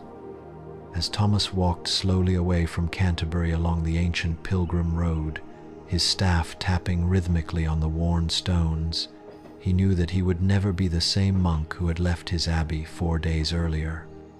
But more than that, he understood that transformation was not the end of pilgrimage, but its beginning, the first step in a lifelong journey of service that would carry the blessing of Saint Thomas Becket to all who needed what only pilgrimage could provide: the assurance that God's love is larger than any walls we build around ourselves, and that the sacred is always available to those willing to walk toward it with open hearts and willing spirits. Years later, when Thomas had become the Abbey's director of pilgrim ministry and had helped hundreds of other seekers discover their own transformative journeys, he would often return in memory to those 4 days on the road to Canterbury. The fellowship formed with 7 other pilgrims had indeed endured beyond their time of traveling together, creating a network of friendship and mutual support that influenced countless other lives across England and beyond. Edmund's Hospice in Lincolnshire had become a renowned center of healing, not just for wounded soldiers, but for anyone whose spirit had been broken by the trials of life. Margaret had indeed returned there many times, her grief transformed into a gift for comforting others who mourned. She had eventually established a ministry for widows, helping them discover that love transcends death and that their deepest loss could become their greatest source of compassion for others. Her gentle wisdom and practical care had helped hundreds of women navigate the difficult passage from devastating loss to renewed purpose. Catherine had married and raised children, but she had never forgotten the promise fulfilled at Canterbury or the fellowship discovered on the pilgrimage road. Her home had become an unofficial stopping place for pilgrims traveling to various shrines, and she had trained her children to recognize the sacred nature of hospitality offered to religious travelers. The relic box that had once contained her grandmother's treasured fragment now held mementos from dozens of pilgrimages undertaken by members of her extended family, creating a tradition that would continue for generations. Peter had completed his studies and become a renowned scholar, but his learning was always seasoned with the practical wisdom gained through pilgrimage fellowship. His writings on the theology of sacred journey had influenced church policy throughout Europe, and his maps and guidebooks had helped countless pilgrims prepare for their own transformative travels. The library he had established at Edmund's Hospice had grown into one of England's finest collections of texts related to pilgrimage, healing, and spiritual direction. John and Mary had prospered in their business, but their prosperity had always been understood as a gift meant to be shared. Their workshop had become famous not only for the quality of its metalwork, but for the way it trained young apprentices in both craft skills and Christian values. Their son William had indeed become a priest, and his ministry had been marked by a special calling to bless pilgrims and to encourage others to undertake sacred journeys when God's timing was right. Father Benedict had lived to make 3 more pilgrimages to Canterbury before his peaceful death at the age of 78. His pastoral ministry had been transformed by his understanding of pilgrimage as a form of spiritual direction, and he had helped establish protocols throughout the English Church for supporting pilgrims both during their journeys and as they processed their experiences afterward. His funeral had been attended by hundreds of former pilgrims whose lives he had touched through his gentle wisdom and deep faith. Thomas himself had discovered that his new ministry brought him more joy and fulfillment than he had ever imagined possible within monastic life. The Abbey's pilgrim guest house had expanded under his direction into a center where travelers could prepare spiritually for their journeys and process their experiences upon return. He had developed retreat programs that helped people discern whether they were called to undertake pilgrimages, and spiritual direction methods that supported them through the challenges of integrating pilgrimage grace into ordinary life. But perhaps most importantly, Thomas had learned to see his own life as a continuous pilgrimage, not a series of separate journeys to holy places, but a constant walking toward deeper union with God through service to others.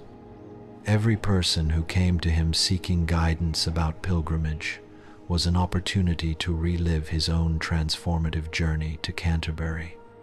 Every conversation about the challenges of maintaining pilgrimage fellowship in ordinary life was a chance to remember the precious bonds formed on the road with Margaret, Catherine, Edmund, Peter, John, Mary, William, and Father Benedict. The 8 crosses carved from Canterbury Cathedral timber had become treasured family heirlooms, passed down through generations, along with the stories of the pilgrimage that had changed their ancestors' lives. Children and grandchildren had heard countless times about the 4 days when strangers became family, when walking became prayer, when seeking God on ancient roads had revealed dimensions of divine love that no amount of solitary study or contemplation could have provided. And the stories had not remained merely family memories. Each of the 8 pilgrims had, in their own way, become evangelists for the transformative power of sacred journey. Their testimonies had inspired hundreds of others to undertake their own pilgrimages, creating an ever-widening circle of travelers who discovered that God's love is indeed larger than any walls we build around ourselves, whether those walls are made of stone or fear, or conventional assumptions about how spiritual life should be lived. The Canterbury pilgrimage route itself had been enriched by their passage, and by the passage of all those they subsequently inspired to walk the sacred way. New hospices had been established at key points along the road, following the model of Edmund's Healing Center. Churches had developed special ministries to pilgrims, offering not just accommodation but spiritual guidance and fellowship. The ancient road had been renewed as a living pathway of transformation, serving each new generation of seekers while carrying forward the accumulated grace of all who had walked it before. As Thomas grew old in his ministry to pilgrims, he often reflected on the mystery of how 4 days of walking had contained enough grace to transform not just 8 individual lives, but an entire network of communities across England. The pilgrimage had been like a stone dropped into still water. The initial ripples had been the immediate transformation of the 8 travelers, but the waves had continued spreading outward, touching shores that none of them could have imagined when they first met at the Tabard Inn in Southwark. In his final years, Thomas had made several more pilgrimages to Canterbury, sometimes alone for personal renewal, sometimes leading groups of fellow monks or lay pilgrims seeking their own transformative experiences. Each journey had been different, but all had been enriched by the memory of that first pilgrimage and by the enduring fellowship it had created. The shrine of Saint Thomas Becket had continued to work its mysterious power of transformation, but Thomas had learned that the shrine's greatest gift was not any individual miracle of healing or revelation, but its ability to create the conditions in which human beings could discover their deepest capacity for love and service. On his deathbed, surrounded by fellow monks and by several of the pilgrims whose journeys he had supported over the years, Thomas had spoken of his first pilgrimage to Canterbury as the moment when his true life had begun. "I thought I was walking to a shrine," he had whispered to those gathered around him, "but I was really walking toward an understanding of what it means to be fully human and fully alive in God's love. The road taught me that we are not meant to seek God alone, but in fellowship with other seekers. The shrine taught me that pilgrimage never really ends. It just takes on new forms as we learn to carry the sacred into every aspect of our ordinary lives." His funeral had been attended by hundreds of people whose lives had been touched by his ministry to pilgrims, but also by descendants of his original pilgrimage companions, grandchildren of Margaret and Catherine, great-grandchildren of John and Mary, theological students inspired by Peter's scholarly legacy, residents and staff of Edmund's Hospice, and priests who had been influenced by Father Benedict's pastoral innovations. The service had been a celebration not just of one man's faithful life, but of the continuing power of pilgrimage, fellowship, to create bonds that transcend individual mortality. And even after Thomas's death, the story continued. New pilgrims walked the Canterbury Road each year, many of them carrying copies of his writings about the spiritual dimensions of sacred journey. The Abbey's pilgrim ministry continued under new leadership, but always guided by the principles Thomas had developed through his own transformative experience and decades of supporting others in their seeking. Edmund's Hospice had grown into a network of healing centers throughout England, each one maintaining the original vision of transforming military skills into instruments of peace and restoration. The pilgrimage route itself had been officially recognized by church authorities as one of Europe's most significant pathways of transformation, attracting travelers not just from England, but from across the Christian world. Guidebooks written by Peter's students helped modern pilgrims prepare for their journeys with the same scholarly thoroughness and spiritual sensitivity that had marked his approach to sacred travel. Churches along the route had developed liturgies specifically designed to support pilgrims at different stages of their journeys, drawing on the wisdom accumulated through centuries of supporting travelers seeking transformation. But perhaps the most lasting legacy of that original 8-person fellowship was the simple understanding that pilgrimage is not primarily about reaching destinations, but about discovering the sacred dimension of human community. The bonds formed between strangers who choose to walk together toward something holy create a foretaste of the kingdom of heaven, a temporary glimpse of what human relationships can become when they are ordered around, shared seeking rather than individual advancement.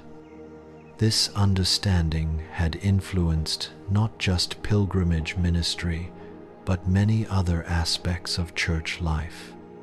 Monastic communities had begun experimenting with periods of communal pilgrimage as alternatives to purely contemplative retreat. Parish churches had developed pilgrimage programs that allowed ordinary lay people to experience the transformative power of sacred journey without leaving their work or family responsibilities for extended periods. Theological education had incorporated pilgrimage experience as a requirement for ordination, recognizing that future priests needed to understand faith not just as intellectual study, but as transformative encounter with God through creation and community. The wooden crosses carved from Canterbury Cathedral timber had become symbols of this understanding, passed down through families but also replicated for distribution to new generations of pilgrims. Each cross carried the same inscription, Pilgrimage 1347, the journey continues, along with a small carving of 8 figures walking together on a road that stretched toward infinity. Holding these crosses, pilgrims across Europe were reminded that their individual journeys were part of a great procession of seekers that had no beginning and would have no end, a continuous flow of human longing toward divine love that connected them to pilgrims across centuries and continents. And so, the story that began with 8 strangers meeting at the Tabard Inn in Southwark had grown into something much larger than any of them could have imagined when they first set foot on the pilgrim road to Canterbury. Their 4 days of walking together had become a seed that produced a harvest of transformation, extending across generations and geography, touching thousands of lives and reshaping the Church's understanding of how spiritual growth occurs and how Christian community should function. The bells of Canterbury Cathedral continued their ancient song, calling each new generation of pilgrims to discover that the sacred journey begins not when one reaches a holy destination, but when one takes the first step in faith towards something greater than oneself. The road to Canterbury remained what it had always been, not just a path between 2 points on a map, but a way of transformation, a school of fellowship, a laboratory where human beings could discover their deepest capacity for love and service. And in the end, this was perhaps the greatest miracle of all. Not that 8 strangers had been transformed by walking together to a saint's shrine, but that their transformation had continued to spread outward like ripples on an infinite pond, touching shores they would never see and blessing lives they would never know. The pilgrimage to Canterbury had indeed ended after 4 days of walking, but the pilgrimage of love that it had initiated would continue as long as human beings felt called to seek God in fellowship with other seekers, walking together toward the light that shines from every genuine encounter with the sacred. In quiet moments, in monasteries and homes across England and beyond, people still told the story of the 8 pilgrims who had discovered that heaven was not a distant destination, but a quality of relationship that could be experienced wherever 2 or 3 gathered together in genuine seeking. And in the telling, new pilgrims were born, new journeys were begun, new fellowship was formed, new transformation commenced. For this is the nature of pilgrimage. It never truly ends. but only takes on new forms as each generation discovers anew that the road to the sacred leads not away from human community, but deeper into it, not beyond the ordinary world, but into its hidden heart, where love waits to transform all who have eyes to see and hearts willing to be changed. Thus ends the story of the Canterbury pilgrims, but their journey continues in every heart that yearns for deeper communion with the divine, in every community that chooses love over fear, in every step taken in faith toward something greater than the self. May all who hear this tale be blessed with their own transformative journeys, and may they find, as did Thomas and his companions, that the road to the sacred is always traveled best in the company of fellow seekers, walking together toward the light that never fails to welcome all who approach it with sincere and loving hearts. Sleep now, dear listener, and dream of ancient roads and sacred destinations, of fellowship found with kindred spirits, of transformations that begin with simple steps taken in faith. And when you wake, perhaps you too will hear the call to pilgrimage, not necessarily to distant shrines, but to the sacred journey of a life lived in service to love, in community with other seekers, on the endless road toward the divine heart that is both our origin and our destination. Good night, and may your dreams be blessed with the peace that comes to all who walk faithfully toward the light.